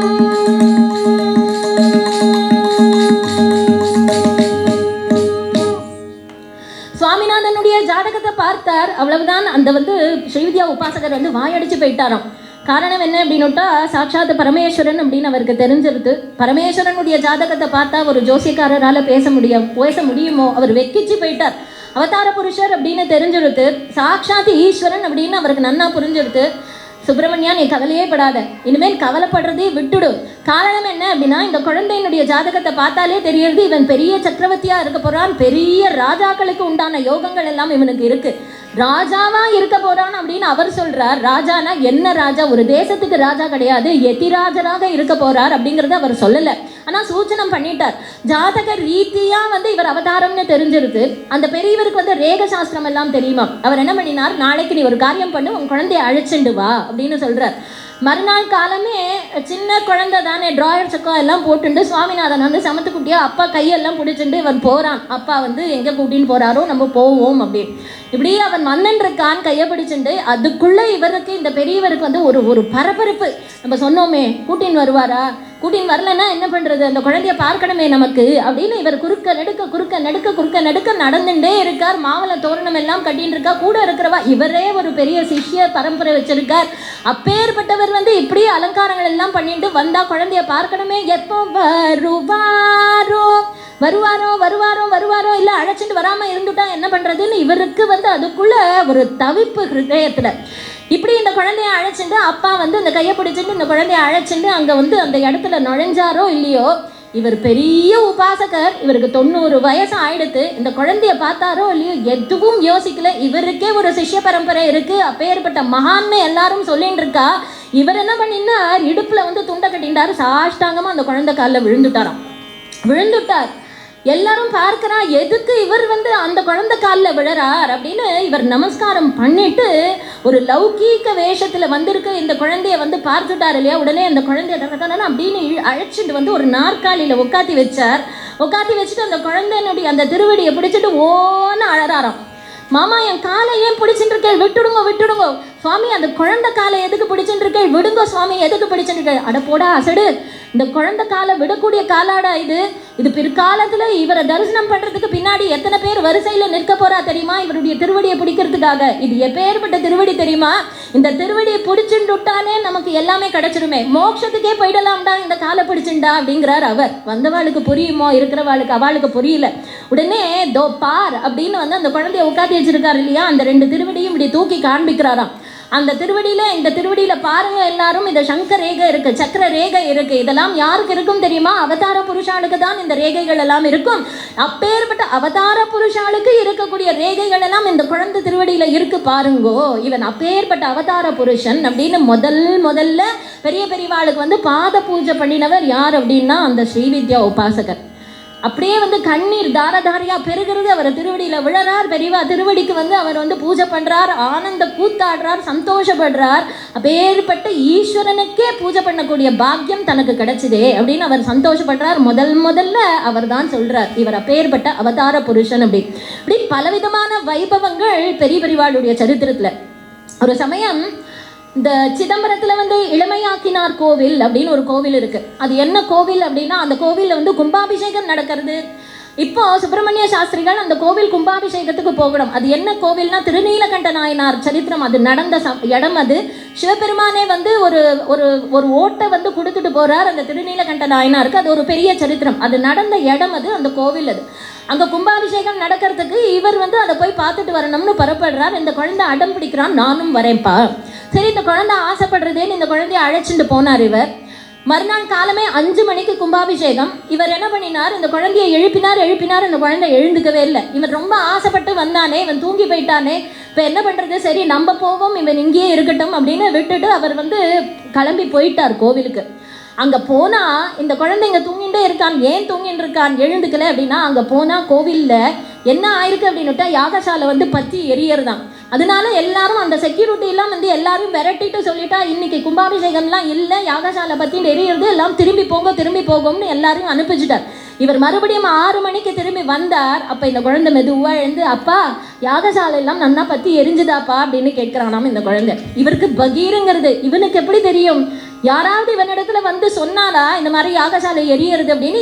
இப்படி வந்து ஒவ்வொரு கட்டத்திலையும் அவர் வந்து நிரூபணம் பண்ணிட்டே வரார் தான் யார் அப்படின்னு. குழந்தை வளர்ந்துட்டு வரான். இப்படி பல ஆச்சரியமான வைபவங்கள். குழந்தைக்கு 13 வயசு ஆயிடுத்து. ஒரு சமயம் சுவாமிநாதனுக்கு ஒரு ஆச்சரியமான ஒரு ஸ்வப்னம். என்ன ஸ்வப்னம் அப்படின்னா, ஒரு யானை வந்து தனக்கு மாலை இடுற மாதிரி ஒரு ஸ்வப்னம். அம்மா மறுநாள் காத்தால, அம்மா நான் வந்து நேற்று ராத்திரி ஒரு ஆச்சரியமா ஒரு ஸ்வப்னம் கண்டேம்மா. என்னடா குழந்தை, யானை வந்து எனக்கு மாலை போடுற மாதிரி நான் ஒரு கனவு கண்டேம்மா. அப்படியா என் கண்ணே அப்படின்னு திருஷ்டி கழிச்சாலாம். ஏன் அப்படின்னா அவன் ரொம்ப சந்தோஷப்பட்டா. யானை யாருக்கு மாலை போடும்? ஒரு பெரிய ராஜாவுக்கு தானே மாலை போடும். இவன் வந்து பெரிய சக்கரவர்த்தியா இருக்க போறான், பெரிய ராஜாவா இருக்க போறான் அப்படின்னு தாயார் ரொம்ப சந்தோஷப்பட்டா. இந்த ஸ்வப்னம், ஆனா அவளுடைய அவதார நோக்கமே வேற இல்லையா. இந்த ஸ்வப்னம் கண்டு ஒரு 10 நாளுக்குள்ள ஒரு நாள் 10 நாள்ல ஒரு மட்டத்திலேருந்து ஒரு தந்தி வந்தது. திடீர்னு யார் அமைச்சிருக்கா? குருநாதர். ஒரு தந்தி வந்தது. அப்போ மட்டம் எங்க போயாச்சு, பெரியவா எங்க போயாச்சு அப்படின்னுட்டா, சாரல்லேருந்து அவ ஆற்காட்டுக்கு பக்கத்துல கலவைக்கு வந்துட்டா பெரியவா.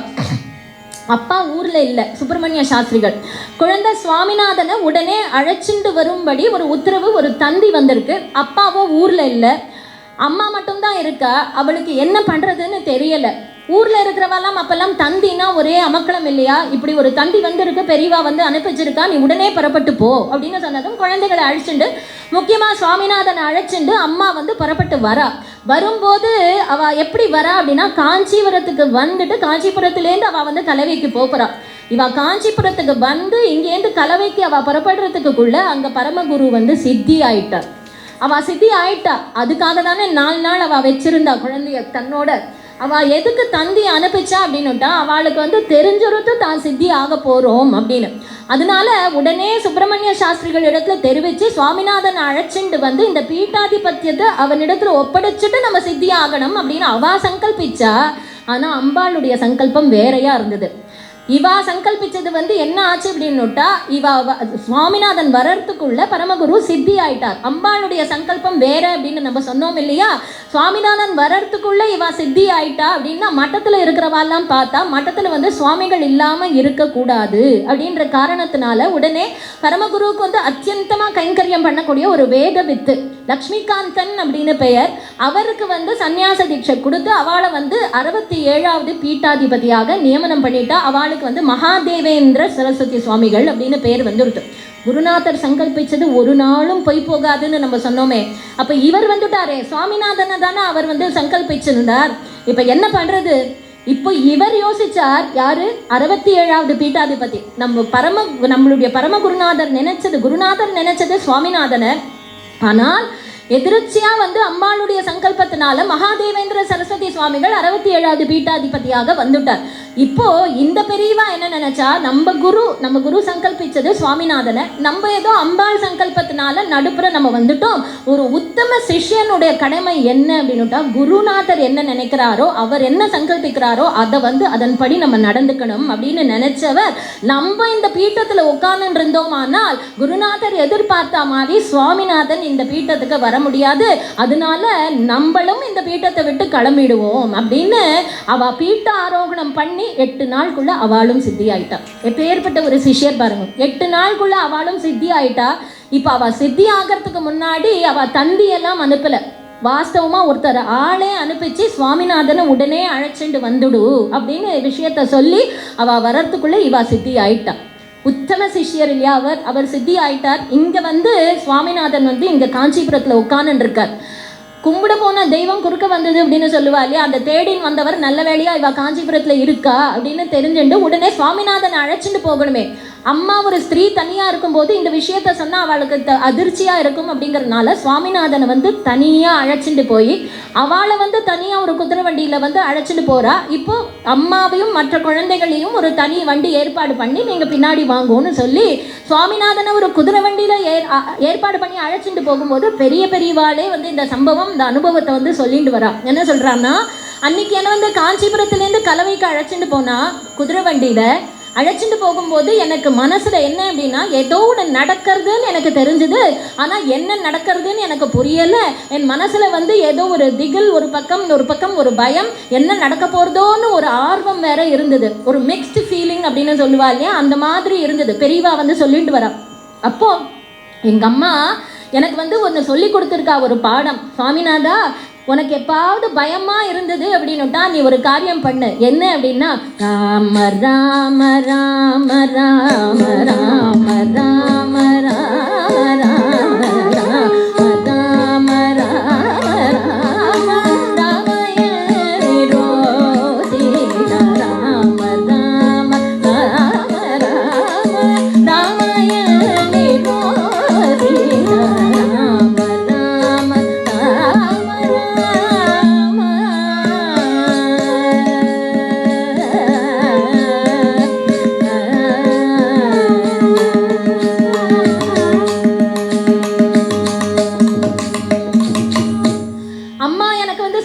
பாடம் என்ன அப்படின்னுட்டா, சுவாமிநாதன் உனக்கு எப்பாவது பயமா இருந்ததுன்னா ராம ராம ராம ராம ராமன்னு ராமநாமம் சொல்லி உனக்கு அந்த பயம் போயிடும் அப்படின்னு எனக்கு சொல்லி கொடுத்துருக்கா. அதனால நான் காஞ்சிபுரத்துலேருந்து கலவைக்கு அந்த குதிரை வண்டியில் போகும்போது அந்த வழி முழுக்க நான் ராமநாமத்தை சொல்லிட்டு போனேன் அப்படின்னு பெரியவா வந்து இந்த அனுபவத்தை சொல்லிட்டு வரும்போது கலவைக்கு வந்தாச்சு சுவாமிநாதன். பின்னாடி அந்த இன்னொரு வண்டியில் அம்மா மற்ற குழந்தைகளை அழைச்சிட்டு வந்துட்டா, அப்பாவும் வந்து சேர்ந்துட்டா. இப்போது பெத்தவாளுடைய சம்மதத்தோடு இவருக்கு வந்து சன்னியாசம் கொடுக்கணும் அப்படின்னுட்டா எந்த அம்மா அப்பா ஒத்துப்பா?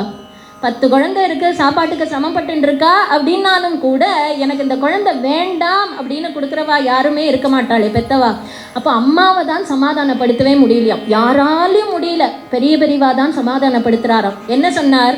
அம்மா, 10 நாள் முன்னாடி நான் ஒரு சொப்னம் கண்டேன், அதில் யானை வந்து எனக்கு மாலை போட்டுதுன்னு நான் சொன்னேன். நீ வந்து என்ன சொன்ன? நீ பெரிய சக்கரவர்த்தியாக ராஜாவாக இருக்க போகிற அப்படின்னு தானே நீ சொன்னேன். அந்த பெரிய ராஜ யோகம் இதுதான்னு வச்சுக்கோயேன், என்னை விட இந்த உலகத்துக்காக அப்படின்னாராம். பெரியவா கிட்ட பேசி யாரால ஜெயிக்க முடியும்? என்னை விட இந்த உலகத்துக்காக அப்படின்னு சொன்னார். அன்னைக்கு பார்த்தவா தான் அதுக்கப்புறம் அந்த திவ்யமங்கல ஸ்வரூபத்தை அவள் பார்க்கவே இல்லை. அப்பேற்பட்ட தாய் தகப்பனார் இல்லையா, அவள் இந்த உலகத்துக்கு விட அப்படின்னு இந்த உலகத்துக்காக அவள் அப்பேற்பட்ட தியாகம் பண்ணலை அப்படின்னுட்டா, அவள் சம்மதிக்கலை அப்படின்னுட்டா நமக்கு இப்பேற்பட்ட அவதார புருஷா கிடைச்சிருப்பாளா? கிடைச்சிருக்க மாட்டா இல்லையா? அவள் எப்பேற்பட்டவா அவள். உடனே என்னாச்சு அப்படின்னா, பாலகனாய் 13ஆம் ஆண்டினிலே பட்டமுற்றாய், பட்ட விழா பராபவத்து மாசிலே 2ஆம் நாள் அகிலமெல்லாம் போற்றிடும் ஓரரும் உருவாம் சங்கரனே 68ஆகும் பீட்டமதில் அமர்ந்தவனே. இவாளுக்கு பராபவ வருஷம் மாசி மாதம் 2ஆம் தேதி புதன்கிழமை சுக்லபக்ஷம் பிரதம திதியில் வந்து அவளுக்கு 1907ஆம் வருஷம் பிப்ரவரி மாதம் 13ஆம் தேதி அவளுக்கு சந்நியாசம் கொடுக்கப்பட்டது. அவளுக்கு சந்நியாச தீக்ஷா நாமம் சந்திரசேகரேந்திர சரஸ்வதி சுவாமிகள் அப்படின்னு அந்த நாமத்தோட அவளுக்கு கலவையில் வந்து சந்நியாசம் கொடுக்கப்பட்டு ஜெகத்குருவாக அவள் அவதாரம் பண்ணினா. 68வது பீட்டாதிபதியாக இந்த பீட்டத்தை வந்து அலங்கரிச்சா. இந்த காமகோட்டி பீட்டத்தில் வரக்கூடிய அத்தனை பெரியவாளுக்கும் ஒரு பட்ட பேர் உண்டு. என்ன அப்படின்னுட்டா இந்திர சரஸ்வதி அப்படின்னு வந்து அவளுக்கு உண்டு. இவாளுக்கு சந்நியாச தீக்ஷா நாமம் சந்திரசேகர, அதோட இந்திர சரஸ்வதி அப்படின்ற நாமத்தையும் சேர்த்து சந்திரசேகரேந்திர சரஸ்வதி அப்படின்னு அவ 68வது பீட்டாதிபதியாக ஜெகத்குருவாக இந்த பீட்டத்தை வந்து ஆரோகணம் பண்ணினார். சந்நியாச ஆசிரமத்தை வந்து ஸ்வீகரிச்சதுக்கு அப்புறம் இவா வந்து அவளுடைய குருவுக்கு பரமகுருவுக்கு செய்ய வேண்டிய காரியங்கள் எல்லாம் முடிச்சுட்டு அங்கேருந்து கும்பகோணத்துக்கு வந்து புறப்பட்டு வரா. கும்பகோணத்துல பட்டாபிஷேகத்துக்காக. ஏன் கும்பகோணம் அப்படின்னு சொன்னா, மட்டம் சில தவிர்க்க முடியாத காரணத்தினால 62வது பீட்டாதிபதியினுடைய காலத்திலேருந்தே மட்டமுடைய தலைமையகம் வந்து கும்பகோணத்தில் தான் இருந்துட்டு வந்துட்டுருக்கு. அதனால பெரியவா வந்து கும்பகோணத்துக்கு வரா. கும்பகோணத்துக்கு வரும்போது அவள் திண்டிவனம் வழியாக தான் வரா. படித்த ஊர் இல்லையா. இதுக்கு முன்னாடி வந்து டிராயர் சொக்கா போட்டுட்டு டே சுவாமிநாதா அப்படின்னு கூப்பிட்டு இருந்தவாலாம் இப்போ அந்த சுவாமிநாதன் ஜெகத்குருவா வரா அப்படின்னுட்டு அவளுக்கு எவ்வளோ பெருமையாக இருக்கும். ஊர் முழுக்க ஒரே கோலாகலமாக இருக்குது. பூர்ண கும்பமெல்லாம் கொடுக்கறதுக்கு எல்லாரும் தயாராக இருக்கா. வீட்டுக்கு வீடு மாவள தோரணம் கட்டியிருக்கா. எல்லாரும் வரவேற்கிறதுக்கு அப்படி ஆச்சரியமாக காத்துட்டுருக்கா. எல்லாம் பெரியவா வர வர வர ஒத்தொத்தரா பூர்ண கும்பம் கொடுத்துட்டே வரா, சந்தோஷப்படுறா, விழுந்து சேவிக்கிறா, ஸ்தோத்திரம் பண்றா, ஆனந்த பாஷ்பம் பண்றா, கூத்தாடுறானோ. எல்லாரும் இப்படி பூர்ண கும்பம் கொடுத்துட்டு வரும்போது ஒருத்தர் பூர்ண கும்பம் கொடுக்கணும்னு ஆசைப்படுறா, ஆனால் கொடுக்கறதுக்கு பயமா இருக்கா. யார் அப்படின்னா ஒரு வயசான பாட்டி. அந்த பாட்டிக்கு என்ன பேர்னா முறுக்கு பாட்டி அப்படின்னு பெயர். இவா யார் அப்படின்னா பெரியவா பூர்வாசிரமத்தில் சுவாமிநாதனா இருந்த வீட்டுக்கு பக்கத்து ஆற்றுல இருந்த பாட்டி. இவாளுக்கு முறுக்கு பாட்டின்னு பேர். பெரியவா அடிக்கடி அந்த பாட்டி கிட்ட போய் விளையாடிட்டு, பாட்டி எனக்கு முறுக்கு கொடு, சீடையை கொடு அப்படின்னு கேட்பாராம். உடனே அந்த பாட்டி, போடா போடா, எப்போ பாரு முறுக்க கொண்டா சீடையை கொண்டா, உனக்கு இதே பழப்பா போச்சு, வேற வேலை இல்லை உனக்கு, அதெல்லாம் கொடுக்க முடியாது போ.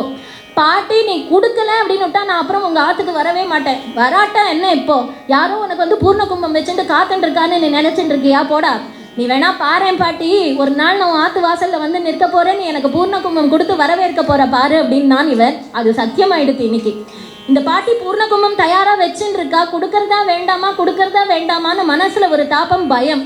பெரியவானுடைய பல்லக்கு வந்துடுது. பெரியவா இறங்கி நிற்கிறா. இந்த பாட்டிக்கு கண்ணுலேந்து ஜலம் வருது, கொடுக்கறதான்னு தெரியல. பெரியவா ஒரு ஜாடை பண்ணுறா. உடனே போய் கொடுத்து புதையல்னு பெரியவா காலில் விழுந்துட்டா. அப்போ பெரியவா பார்த்த பார்வை என்ன அப்படின்னா, பாட்டி அன்னைக்கு நீ என்ன சொன்ன, போடா உனக்கு யாரு பண்ணி தருதுன்னு சொன்னேன், உன்னை யாரும் வரவேற்கிறதுக்கு பூர்ண கும்பம் வச்சுட்டு வரவேற்கிறதுக்கு இருக்கான்னு நீ நினைச்சுட்டு இருக்கியா, நீ வேணா அப்படின்னு நீ நினைச்ச. நான் அப்போ என்ன சொன்னேன், நீ என்னை ஒரு நாள் பூர்ண கும்பம் கொடுத்து வரவேற்பேன்னு நான் சொன்னேன் பத்தியா, அதை சத்தியமாயிடுது பத்தியா அப்படின்னு அவர் பார்க்குற பார்வையிலேருந்து பாட்டி புரிஞ்சுன்னுட்டா. பெரியவா நான் தப்பு பண்ணிட்டேன்னு திருவடியில் விழுந்து பாட்டி அபராத க்ஷமாபணம். இப்படி மகாபெரிவா பீட்டத்தில் வந்ததுக்கப்புறமும் அப்பேற்பட்ட வைபவங்கள் எல்லாம் நம்மளால் பார்க்க முடியாது. சொல்லிகிட்டே போகலாம் எவ்வளோ வேணாலும். பீட்டத்துக்கு வந்ததுக்கப்புறம் நிறைய வைபவங்கள். ஒரு தரம் பெரிய பெரியவா 1926 வருஷம் விழுப்புரத்துக்கு தெற்கே இருக்கக்கூடிய சேந்தனூர் அப்படின்ற ஒரு ரயில் நிலையத்துக்கு கிழக்கே இருக்கக்கூடிய வடவாம்பலம் அப்படின்ற ஒரு இடம். அது என்ன இடம் அப்படின்னா விழுப்புரத்துக்கும் பண்ருட்டிக்கும் அதுக்கு நடுவில் அந்த வடவாம்பலம் அப்படின்ற ஒரு ஊர் இருக்குது. அங்கே என்ன ஒரு ஸ்பெஷாலிட்டி அப்படின்னா ஆத்மபோதேந்திராள் அப்படின்ற பெரியவா சித்தியான ஸ்தலம் அது. அவள் பகவன் நாம போதேந்திர சுவாமிகளுடைய குருநாத்தாள். அவள் ஒரு மகாத்மா, ஒரு பீட்டாதிபத்திய சித்தி ஆயிருக்கா அப்படின்னுட்டா அவளுடைய அதிஷ்டானம் பிருந்தாவனம் இருக்கணும் இல்லையா. இந்த பெரியவா சுமார் ஒரு 300 வருஷம் 400 வருஷம் ஆயிடுத்து அவள் சித்தி ஆகி. அவளுடைய அதிஷ்டானம் இருக்கணுமே, அது காலப்போக்கில் எங்கேயோ மறைஞ்சி போயிடுது, எங்கேன்னே கண்டுபிடிக்க முடியல. இப்போ மகா பெரியவா அந்த வடவாம்பலம் வந்திருக்கா. அப்போ வரும்போது அந்த இடத்துல அப்படியே சஞ்சாரம் பண்ணிகிட்டே வரும்போது ஒரு இடத்த காண்பிச்சு ஒருத்தர்கிட்ட கேட்கிறார், இந்த இடத்த எனக்கு கொடுக்கறியா. பெரியவா இதை காட்டிலும் நிறைய விளையிற பூமியெல்லாம் இருக்குது, அதை வேணால் நான் தரேனே, இது எதுக்கு கேட்குறேன். இல்லை நான் இந்த இடத்த மட்டத்துக்காக கேட்கல, இங்கே எங்களுடைய பெரியவாளுடைய அதிஷ்டானம் இங்கே இருக்குது அப்படிங்கிறாங்க. நாங்கள் இங்கே ஒரு 50-100 வருஷமாக நாங்கள் விவசாயம் கிருஷி பண்ணின்னு இருக்கோம், எங்களுக்கு ஒன்றும் தெரியலையே அப்படின்னு பெரியவா உடனே திரும்பினான். பெரியவாளுடைய நிறைய சிஷ்யர்கள்லாம் இருந்தால் அதில் பிரதானமானவர் குமாரமங்கலம் சாம்பமூர்த்தி சாஸ்திரிகள் அப்படின்ற பெரியவா. அவாக்கிட்ட திரும்பி, சாஸ்திரிகளே நீ போய் ஸ்நானம் பண்ணிட்டு வா, மடியா வா, கையில் மண்வெட்டி கோடாலி எதுவும் எடுத்துட்டு வரக்கூடாது அப்படின்னு சொல்லி அவர் ஸ்நானம் பண்ணிட்டு வந்தார். வெறும் தீர்த்தம் விட்டு பாலை விட்டு அந்த இடத்த அப்படியே கையினாலேயே அப்படியே தோண்ட ஆரம்பிக்கிறார். இப்படி தோண்டும் போது அவளுக்கு ஒரு பாவ சமாதி. இது நம்முடைய சத்குருநாதர் சொல்லுவார். இந்த சம்பவத்தை சொல்லும்போது அந்த குமாரமங்கலம் சாம்பமூர்த்தி சாஸ்திரிகளுக்கு ஒரு தன்னை மீறின நிலை, அவர் தன்னையே மறந்துட்டார், ஒரு பாவ சமாதி ஏற்படுறது. அப்படி ஏற்படும் போது பெரியமா அவளோட சம்பாஷணை பண்றா.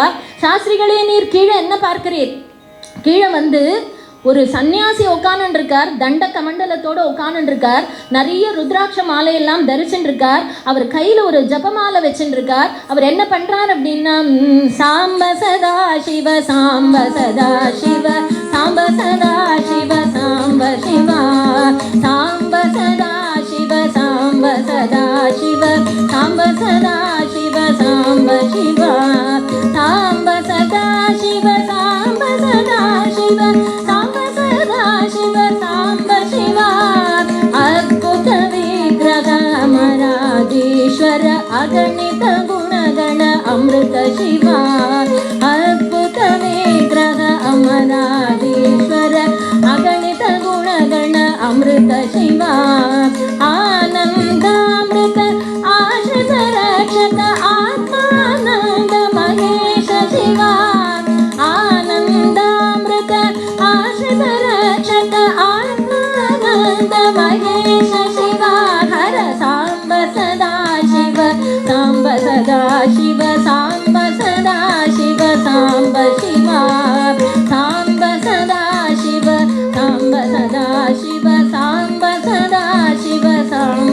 சிவா சாம்ப சதா சிவ சாம்ப சதா சிவ சாம்ப சதா சிவ சாம்ப சிவா ஹர சாம்ப சதா சிவ சாம்ப சதா சிவ சாம்ப சதா சிவ சாம்ப சிவா.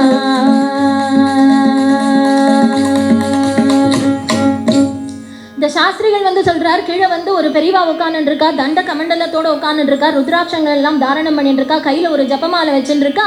அந்த ஜபமாலையை வச்சுட்டு சதாசிவம் சதாசிவம் சதாசிவம்னு ஜபம் பண்ணிட்டு இருக்கா. அந்த பெரியவா வந்து ஆகாசத்துக்கும் பூமிக்குமா ஒரு விஸ்வரூபம் எடுத்து கொஞ்சம் கொஞ்சம் மறையறா, கொஞ்சம் கொஞ்சமா மறைஞ்சுட்டே வரும்போது சதாசிவம் சதாசிவம் தோண்டாதே நிறுத்து நிறுத்து அப்படிங்கிற.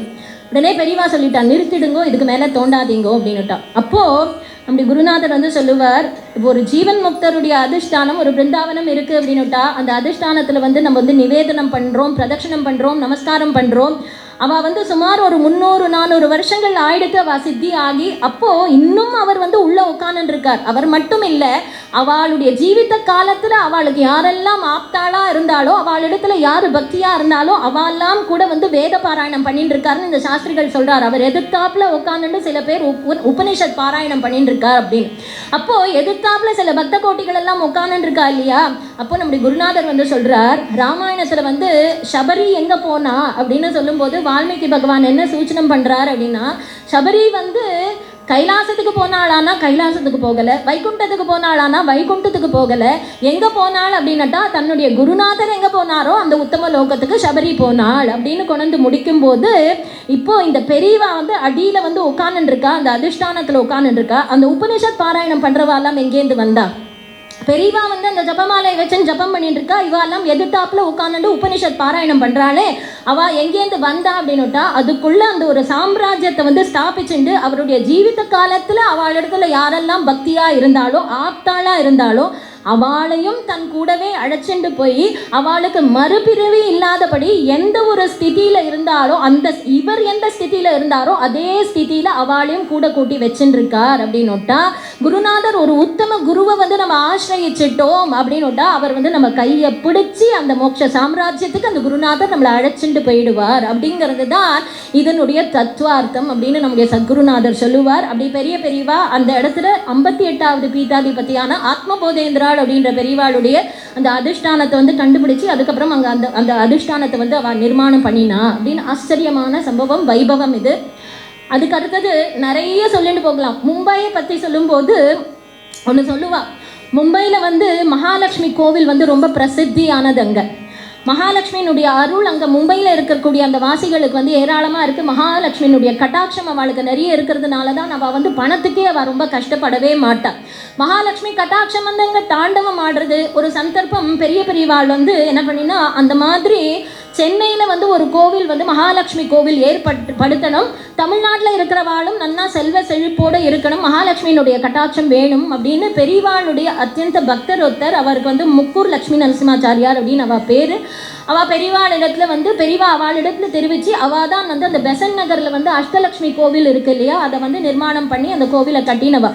இந்த முக்கூர் சுவாமிகள் என்ன பண்ணுவார் அப்படின்னா, அவர் உபன்யாசகர். அவர் எங்கே போனாலும் அவள் வந்து உபன்யாசம் பண்ணும்போது அவர் உபன்யாசம் பிரவச்சனம் பண்ணுறதுக்கு ஒரு 10 நிமிஷம் முன்னாடி மகாபெரிவாளுடைய வைபவங்கள் எல்லாம் அவள் சொல்லிகிட்டே வருவாள். அந்த உபன்யாசத்துக்கு நடுவில் கூட அங்கங்கே வந்து மகாபெரிவாளுடைய மகிமை அவளுடைய வைபவங்கள் எல்லாம் அவளுடைய தபசக்தி அவள் எப்பேற்பட்டவா எல்லாம் ஒன்றொன்னா சொல்லிட்டு வருவாள். இப்படி ஒரு சந்தர்ப்பம் அவள் என்ன பண்ணினா, கல்கட்டாவில் வந்து ஒரு உபன்யாசம் நடக்கிறது. இந்த முக்கூர் சுவாமிகள் வந்து அந்த உபன்யாசம் பண்ணிட்டு இருக்கார். அந்த உபன்யாசம் கேட்கறதுக்காக ஒரு வங்காளவாசி, அவர் பேர் வந்து மன்சூப் மோகன் காந்தி அப்படின்னு பெயர், அவர் வந்திருக்கார்.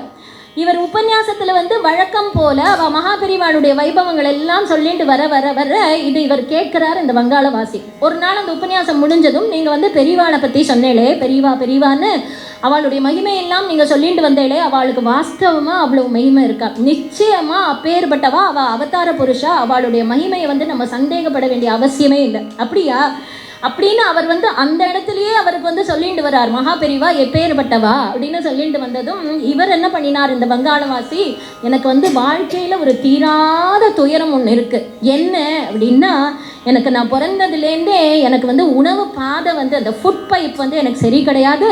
அதனால என்னால் வாயினால் சாப்பிட முடியாது. வயிற்றுக்கு பக்கத்தில் ஒரு ஓட்டை போட்டு அது வழியாக தான் எனக்கு ஆகாரம். பிறந்ததுலேருந்தே எனக்கு அப்படி தான். நீங்கள் மகாபெரிவாளுடைய மகிமை இவ்வளவு சொன்னேளே, நான் எவ்வளவோ ஜாதக ரீதியாக எவ்வளவோ பரிகாரம்லாம் பண்ணிட்டேன். யார் யாரையோலாம் போய் ஜோசியக்காரெல்லாம் பார்த்தேன், பரிகாரம் நிறைய பண்ணேன், மகான்களை எல்லாம் தரிசனம் பண்ணேன். எனக்கு இது நிவர்த்தியே ஆகலை. நீங்கள் பெரிய பெரியவாளை பற்றி இவ்வளவு சொன்னேனே, உங்கள் பெரியவா வந்து இதை நிவர்த்தி பண்ணி வைப்பார். அவரால் தீர்க்க முடியுமா? உடனே அவசியம் தீர்ப்பார். அவரால் முடியாதுங்கிறது அவரால் எதுவுமே கிடையாது. அவருக்கு நிச்சயமாக அவரால் முடியும். ஆனால் அவரை அனுகிரகம் பண்ணுங்கோ பண்ணாதீங்கன்னு சொல்லக்கூடிய அதிகாரம் எனக்கு கிடையாது. அது அவருடைய சங்கல்பம். அவர் நினைச்சாரானால், அவர் சங்கல்பிச்சாரானால் நிச்சயமாக இந்த வியாதியை அவரால் தீர்க்க முடியும். உமக்கு அத்தகைய நம்பிக்கையும் பக்தியும் ஸ்ரத்தையும் இருக்குமாக அவர் அனுகிரகம் பண்ணணும் அப்படின்னு அவர் சங்கல்பிச்சாராக நிச்சயமாக அவரால் முடியும். நான் போய் அவரை வந்து நிர்பந்தப்படுத்த முடியாது. நீங்கள் அவருக்கு வந்து அனுகிரகம் பண்ணுங்கன்னு என்ன போய் அவரை நிர்பந்திக்க முடியாது. உடனே சரி அப்படின்னு இப்படி உபன்யாசத்தில் வந்து ஒரு 2 நாள் ஓய்வு இருந்தது. அப்போ இந்த மன்சூப் காந்தி என்ன பண்ணினார், நேராக இவரிடத்துல வந்தார். காஞ்சி மாநகர் போக வேண்டும் எங்கள் காருண்யமூர்த்தியை காண வேண்டும். அவர் பிடிச்சுட்டார் இவரை. இப்போவே வந்து வாங்க, உங்களுக்கு 2 நாள் ஓய்வு இருக்கு இல்லையா, இப்போவே நம்ம போய் பெரிய பெரியவாளை பார்த்துட்டு வந்துட்டாங்க. இவர் பார்த்தார், இவர் நிர்பந்திக்கிறாரே எப்படி. இவர் வந்து சொன்னார், இல்லை நீங்கள் கொஞ்சம் பொறுமையாக இருங்கோ, நான் வந்து முதல்ல வந்து இப்போவே உடனேலாம் என்னால் அழைச்சிட்டு போக முடியாது. உங்கள் விஷயங்கள் எல்லாம் நான் பெரிய பெரியவாளை பார்த்து உங்கள் விஷயத்தை எடுத்து சொல்லி அவர் உங்களை அழைச்சிட்டு வரலாமான்னு நான் வந்து அவர் இடத்துல கேட்டுட்டு வரேன். அவர் அழைச்சிட்டு வரலாம்னு சொன்னால் நான் உங்களை அழைச்சிட்டு போகிறேன் அப்படின்னு சொன்னதும் இவர் வந்து விடுறதா இல்லை. உடனே அப்போனா நீங்கள் இப்போவே போய் பெரிய பெரியவாளை கேட்டுட்டு வந்துருங்கோ அப்படின்னு அவருக்கு வந்து டிக்கெட்டெல்லாம் வாங்கி கொடுத்துட்டார். விமான பயணச்சீட்டை வாங்கி கொடுத்து நீங்கள் இப்போவே போய் பெரியவாளை கேட்டுட்டு வந்துருங்கோ, நீங்கள் வந்து இந்த 2 நாள் போய் அவளை கேட்டுன்னு வந்துட்டு உபன்யாசத்தை முடிச்சுட்டு நம்ம போகலாம் அப்படின்னு நிர்பந்தப்படுத்தினார். சரி, இவர் இவ்வளவு நிர்பந்தப்படுறார், இவருக்கும் அவ்வளோ பக்தி வந்துருது பெரிய பெரியவாள் மேலே. அவரால் வந்து மறுப்பு சொல்ல முடியல. நேராக அங்கேருந்து வந்தார், சென்னைக்கு வந்தார், காஞ்சிபுரத்துக்கு போனார், பெரிய பெரியவாளை தரிசனம் பண்ணினார், விழுந்து சேவிச்சுட்டார். பெரியவா கேட்டால் என்ன பண்ணிட்டு இருக்க, எங்கள் உபன்யாசம் எல்லாம் கேட்டால், கல்கத்தாவில் இந்த மாதிரி உபன்யாசம் 2 நாள் ஓய்வு, நான் திரும்பி போகணும் அங்கே உபன்யாசத்துக்கு. நான் எதுக்காக வந்திருக்கேன்னா, இந்த மாதிரி ஒருத்தர் இருக்கார், அவருக்கு இந்த தீராத வியாதி இருக்குது, பெரியவா நீங்கள் வந்து அவரை அழைச்சிட்டு வரலாமான்னு நான் உங்களை இடத்துல கேட்டுட்டு போகிறதுக்காக வந்தேன். நான் திரும்பி போய் உபன்யாசத்தை பூர்த்தி பண்ணணும் அப்படின்னதும் பெரியவா கொஞ்சம் அப்படியே ஒரு 2 நிமிஷம் மௌனமாக இருந்தாலும். மௌனமாக இருந்துட்டு, அவன் வந்து ஒரு பிறவியில் ரொம்ப பாபம் செஞ்சுருக்கான், அந்த பாப்பத்தினுடைய பலனாக தான் அவன் வந்து அனுபவிச்சுருக்கான், அதனால் அவனை கூட்டிட்டு வர வேண்டாம் அப்படின்னு விட்டா பெரியவா. இவருக்கு வந்து பகீர்னத்து. அவரும் அங்கே நிர்பந்திக்க போகிறார். திரும்பி போனால் உபன்யாசத்தை முடித்ததும் இப்போவே போகலாம்னு அவர் வந்து வற்புறுத்த போகிறார். அவர்கிட்ட போய் என்ன சொல்கிறது, நேரம் மறுபடியும் கொல்கத்தாவுக்கு வந்தார். உபன்யாசத்துக்கு நடுவில் இவராக நிர்பந்தப்படுத்தி என்ன சொன்னா பெரியவா போகலாமான்னு கேட்குறார். இவர் என்ன பதில் சொல்வார், நீ சுவாமி நீ வந்து பெரிய பாப்பம் பண்ணியிருக்கீர், அதனால இந்த வியாதி தீராதுன்னு பெரியவா வந்து சொல்லிட்டா, நீ அனுபவிச்சு தான் ஆகணும்னு அவர்கிட்ட சொல்ல முடியுமா? அப்படி சொல்ல முடியாது இல்லையா. அவர் வந்து நாசூக்கா அப்படியே சொல்கிறார், இல்லை பெரியவா கொஞ்ச நாள் போகட்டும்னு சொல்லியிருக்கா, கொஞ்ச நாள் பொறுத்து ஐசன் வர சொன்னா அப்படின்னு எல்லாம் என்னென்னமோ சொல்லி பார்க்கிறார். அவர் வந்து உபன்யாசம் முடிஞ்சதோ இல்லையோ, அப்பா எப்போடா உபன்யாசம் முடியும்னு நான் காத்துட்டு இருந்தேன், இப்போவே வாங்க போகலாம், இல்லை கொஞ்ச நாள், இல்லை இப்போவே போகலாம் நிர்பந்திக்கிறார். கையை பிடிச்சுன்னு அழைச்சுட்டே வந்துட்டார். இவருக்கு என்ன பண்ணுறதுன்னே தெரியல. முக்கூர் சுவாமிகளுக்கு நேராக காஞ்சிபுரம் வந்தாச்சு. முக்கூர் சுவாமிகள் தரிசனத்துக்கு நிற்கிறார், இவர் பக்கத்தில் நின்றுட்டு இருக்கார். யார்? மன்சூப் மோகன் காந்தி. பெரியவா அங்கேருந்து வந்ததும் முக்கூர் சுவாமிகளை பார்த்தார், அப்படி பக்கத்தில் பார்த்தார், இன்னொருத்தர் நிற்கிறத பார்த்தார். பெரியவாளுக்கா தெரியாது யார் வந்திருக்கான்னு, நேராக உள்ளே போயிட்டாளாம். பெரியவா இவரோட பேசவே இல்லை. இவர் நிற்கிறார். பெரியவா வந்து அவளுடைய பூஜை அனுஷ்டானம் எல்லாம் அன்னைக்கு முழுக்க பண்ணிகிட்டே இருக்கா. இவரும் போய் அவரோட பேசலை, அவளும் இவரை கூப்பிட்டு அனுப்பலை. இப்படி காலமே தட்டு சாயங்காலம் வரைக்கும் முக்கூர் சுவாமிகள் நின்றுட்டே இருக்கார். சாயங்காலம் ஆச்சு, நேராக போய் பெரியவா திருவடியில் பொத்தேல்னு விழுந்து அழுதாராம். பெரியவா அப்படின்னு அவருடைய திருவடியில் போய் விழுந்துட்டார். அழுததும் அவரை பார்த்து பெரியவா வந்து கேட்குறா, உன்னோட கூட வந்திருக்கானே யார்? கொல்கட்டாவில் ஒருத்தரை பற்றி நான் வந்து உங்ககிட்ட சொன்னேன் இல்லையா பெரியவா, அவள் தான் கூட வந்திருக்கார். நான் அவனை அழைச்சிட்டு வர வேண்டாம்னு சொன்னேனோ இல்லையோ, ஏன் அழைச்சிட்டு வந்தேன்? பாவங்களை வந்து நம்ம அனுபவிச்சு தான் அதை தீர்க்கணுமே தவிர, அப்படி வந்து நான் இன்னும் அழைச்சிட்டு வர வேண்டாம்னு சொன்னேனே, ஏன் அழைச்சிட்டு வந்தேன்? அவர் நடந்ததெல்லாம் சொல்கிறா. பெரியவா, அவருக்கு வந்து உங்களிடத்துல ரொம்ப பக்தி ஸ்ரத்த நம்பிக்கை வந்துடுத்து. நான் வந்து எப்படி அவரிடத்துல நீ பாவம் பண்ணியிருக்கேன், நீ வந்து அழைச்சிட்டு வரக்கூடாதுன்னு பெரியவா சொல்லிட்டா அப்படின்னு நான் என்ன வந்து எப்படி சொல்கிறது, அவர் ரொம்ப தவிக்கிறார். என்னால் எப்படி சொல்லி தடுக்க நிறுத்தவே முடியல, நிர்பந்திச்சு என்னை பிடிவாதமாக என்னை இங்கே அழைச்சிட்டு வந்துட்டார், நான் என்ன பண்ணுறது அப்படின்னு சொல்லிட்டு முக்கூர் சுவாமிகள் ஒரு வார்த்தை ஒன்று சொன்னாராம். அது பெரியவாளுடைய மனசை ரொம்ப உருக்கிருத்தான். அது என்ன சொன்னார்னா, இவ்வளவும் சொல்லிட்டு நீங்கள் செய்வேங்கிற நம்பிக்கையில் நான் அவரை கூட்டிகிட்டு வந்துவிட்டேன் அப்படின்னாராம். அது வரைக்கும் பெரியவாளுடைய முகத்தில் இருந்த பாவம் அது மாறிடுத்தான். உடனே பெரியவா, நான் வந்து குணப்படுத்திடுவேன்னு நம்பி நீ அவனை கூட்டின்னு வந்துட்டியா, நான் செய்வேன்னு நீ அவனுக்கு வாக்கு கொடுத்துட்டியா, நான் செய்வேன்னு வாக்கு கொடுத்துட்டியா, செய்வேன்னு மறுபடியும் அதை வந்து சொல்லிகிட்டே இருக்காளாம். எப்போ நீ வந்து என்னை நம்பி அவனுக்கு வாக்கு கொடுத்துட்டியோ அவனை வந்து குணப்படுத்தினதும் அழைச்சிண்டு வா அப்படின்னுட்டார்.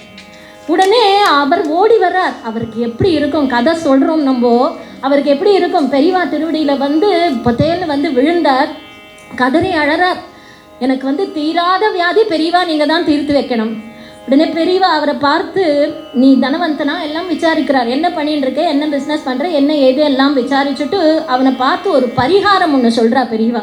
என்ன அப்படின்னா, 18 புராணங்கள் எல்லாம் ஓலைச்சுவடியில் இருக்குது. இது நம்முடைய சத்குருநாதர் சொன்ன வைபவம். இது ஓலைச்சுவடியில் புராணங்கள் எல்லாம் இருக்குது, அதெல்லாம் வடமொழியில் இருக்குது. அதெல்லாத்தையும் வந்து புஸ்தகத்தில் வந்து யாரும் வெளியிடலை. அதை வந்து யாராவது வெளியிடணும், இல்லை அப்படின்னுட்டா அது ஓலைச்சுவடிலாம் அப்படியே அது மக்கி வீணாக போயிடும். இவன் தனவந்தன் இல்லையா, இவனால் முடியும். அதனால பெரியவா வந்து சொல்கிறா, நீ வந்து அந்த ஓலைச்சுவடியில் இருக்கிற அந்த புராணங்கள் எல்லாம் சேகரித்து அதை வந்து புஸ்தக வடிவமாக அந்த புராணங்களை கொண்டு வா, அந்த வியாதி உனக்கு நிவர்த்தி ஆகிடும் அப்படின்னு பெரியவா வந்து சொல்கிறா. இது எதுக்காக பெரியவா சொல்கிறா, பெரியவாளால் ஒரு க்ஷணத்தில் வந்து அந்த வியாதியை நிவர்த்தி பண்ணிட முடியும். ஆனால் அவள் அப்படி பண்ணலை. காரணம் என்ன அப்படின்னுட்டா, வருங்கால தலைமுறைகளுக்கு வந்து இது ஒரு உபயோகமாக இருக்கும். புராணங்கள் எல்லாம் புஸ்தக வடிவத்தில் வந்தால் அவனால் முடியும், இந்த கைங்கரியம் அவனால் முடியும். ஏன்னா அவன் தனவந்தன். அதோட கூட நானும் ஏதோ ஒரு கைங்கரியம் பண்ணினேன், எனக்கு இந்த வியாதி நிவர்த்தி ஆச்சு அப்படின்னு அவனுக்கும் ஒரு திருப்தி இருக்கும் இல்லையா. உடனே அவன் சந்தோஷப்பட்டான். நேராக கல்கட்டாவுக்கு போனான். அங்கே ராபர்ட் கிளைவ் அப்படின்னு ஒரு ரோடு, அங்கே வந்து வீடை வந்து ஒரு ரோட்டில் வந்து 5ஆம் நம்பர் வீடு, அதை வாடகைக்கு எடுத்தான். உடனே அந்த ஓலைச்சுவடிகள் எல்லாம் வந்து சேகரித்து பண்டிதர்களை எல்லாம் வச்சு அந்த ஓலைச்சுவடி எல்லாம் ஒப்பிட்டு பார்த்து எல்லாரையும் வரவழைச்சு எல்லாம் பார்த்து 18 புராணங்களையும் அந்த ஓலைச்சுவடியில் இருந்ததை எல்லாம் புஸ்தக வடிவமாக அவன் கொண்டு வந்துட்டான். நேராக கொண்டு வந்து பெரியவா கிட்ட சமர்ப்பணம் பண்ணினான். பெரியவா சொன்னா, இந்த புராணங்கள் எல்லாம் வந்து விற்கக்கூடாது, யார் அந்த பண்டிதர்கள் எல்லாம் வச்சுட்டு நீ இந்த கைங்கரியம் பண்ணியோ அவளுக்கே இதை வந்து கொடுத்துரு, தானம் பண்ணிடு அப்படின்னு சொன்னதும் அந்த புராணங்கள் எல்லாத்தையும் அந்த பண்ணினவா அந்த பௌராணிகர்களுக்கே வித்வான்களுக்கே இவர் வந்து தானம் பண்ணிட்டார். ஒரு நாள் தன் அறியாத உட்காந்துருக்கார். பக்கத்தில் ஏதோ ஒரு தின்பண்டம் இருந்தது, அதை எடுத்தார், வாயில் போட்டார், அவருக்கே தெரியல, அது நேராக உள்ளே போய் எடுத்தான், வாய் வழியாக சாப்பிட்டுட்டார். சாப்பிட்டது கூட அவருக்கு வந்து ஒரு உணர்ச்சி இல்லை. அதுக்கப்புறம்தான் அவருக்கு தெரிஞ்சது, ஆஹா நம்ம உணவு பாதை வழியாக நம்ம சாப்பிட்ருக்கோம் அப்படின்னு. உடனே நேராக ஓடினார், பெரியவா திருவடியில் விழுந்தார். நான் வந்து எப்பேற்பட்ட புண்ணியம் பண்ணினேனோ எனக்கு தெரியல, புண்ணியம் பண்ணுறது இருக்கட்டும், நான் பாவத்தை பண்ணி உங்கள் திருவடியில் வந்து ஆசிரியச்சிருக்கேன், நீங்கள் வந்து என்னை காப்பாற்றினாலே பெரியவா அப்படின்னு அவளுடைய ஒரு உருக்கமான ஒரு சம்பவம் இது. இந்த இடத்துல நம்முடைய சத்குருநாதர் வந்து சொல்லுவார், பெரியவா வந்து இந்த இடத்துல அவனுக்கு அனுகிரகம் பண்ணா இல்லையா, எதுக்காக அனுகிரகம் பண்ணினார் அப்படிங்கிறது, அவனுக்கு வியாதி நிவர்த்தி ஆகணும் அப்படிங்கிறது ஒரு அனுகிரகம். மற்றொரு அனுகிரகம் என்ன அப்படின்னுட்டா பக்த வாக்கிய பரிபாலனம். முக்கூர் சுவாமிகள் அப்பேற்பட்ட பக்தர் இல்லையா. இப்போ நிருசிம்மாவதாரம் எதுக்கு அப்படின்னுட்டா, சத்தியம் விதாத்தும் நிஜபிருத்திய பாஷகம். பிரகலாதன் சொல்லிட்டான், இந்த தூணில் நிருசிம்மர் இருக்கார், பகவான் இருக்கார், அந்த வாக்கியத்தை பரிபாலனம் பண்ணுறதுக்காக பகவான் ஆவிர்பவிச்சான். அந்த மாதிரி சுந்தரமூர்த்தி நாயனாருடைய சரித்திரத்தை பார்க்கும்போது சோமாசி நாயனார் ஈஸ்வரனே வந்து இந்த சோமயாகத்தில் வந்து ஆவிர்வாகத்தை எடுத்துக்கணும் அப்படின்னு அவர் பிரார்த்தனை பண்ணார். சுந்தரர் வந்து அவசியம் வருவான் ஈஸ்வரன் அப்படின்னு அவர் வாக்கு கொடுத்தார். அப்படிங்கிற காரணத்துக்காக ஈஸ்வரன் வந்தார். இந்த இடத்துல முக்கூர் சுவாமிகள் என்ன சொன்னார், நீங்கள் செய்வேன்ற நம்பிக்கையில் நான் வந்து வாக்கு கொடுத்துட்டேன் அப்படின்னு சொன்னார் இல்லையா. அப்பேற்பட்ட பக்தருடைய வாக்கியம் போய் போகலாமா. பெரியவாளுடைய அத்தியந்த கிருபை, பரம தயாளு, அப்பேற்பட்ட மகா பெரியவா. நேரம் ஆயிடுத்து, இதுக்கு மேலே நம்ம வந்து ஐ திங்க் நம்ம பூர்த்தி பண்ணிக்கணும். எனக்கு சத்குருநாதருடைய கிருபையினால், பகவானுடைய அனுகிரகத்தினால, மகா பெரிவாளுடைய வைபவங்கள் ஸ்மரிக்கிற பாக்கியம் நமக்கு குருநாதருடைய கிருபையினால் கிடச்சிருக்கு. மேலும் மேலும் குருநாதருடைய அனுகிரகத்தினால நிறைய சத்சங்கங்கள் ஏற்பட்டு நிறைய மகான்களுடைய திவ்ய சரித்திரத்தை ஸ்மரிக்கிற பாக்கியம் குருநாதர் நமக்கு அனுகிரகம் பண்ணணும் அப்படின்னு பிரார்த்தனை பண்ணிக்கொண்டு இந்த வைபவத்தை இதோடு பூர்த்தி பண்ணிக்கிறேன். ஹரே ராம ராம ராம ஹரே ஹரே, ஹரே கிருஷ்ண கிருஷ்ண கிருஷ்ண ஹரே ஹரே, ஹரே ராம ராம ராம ராம ஹரே ஹரே, ஹரே கிருஷ்ண கிருஷ்ண கிருஷ்ண கிருஷ்ண ஹரே ஹரே, ஹரே ராம ராம ராம ராம ஹரே ஹரே, ஹரே கிருஷ்ண கிருஷ்ண கிருஷ்ண கிருஷ்ண ஹரே ஹரே, ஹரே ராம ராம ராம ராம ஹரே ஹரே, ஹரே கிருஷ்ண கிருஷ்ண கிருஷ்ண கிருஷ்ண ஹரே ஹரே.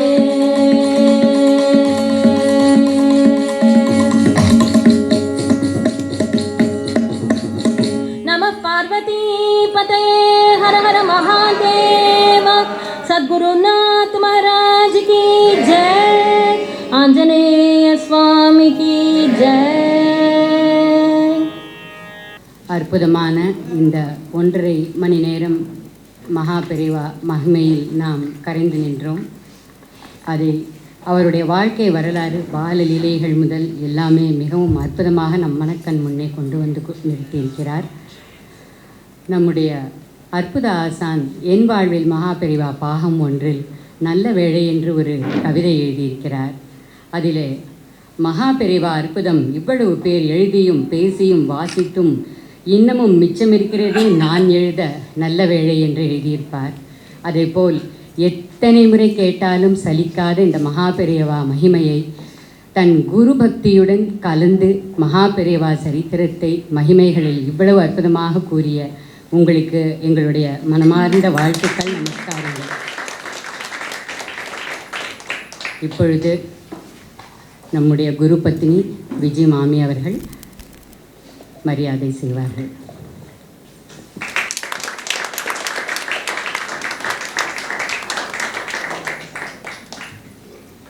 மகா பெரிவா சரணம்.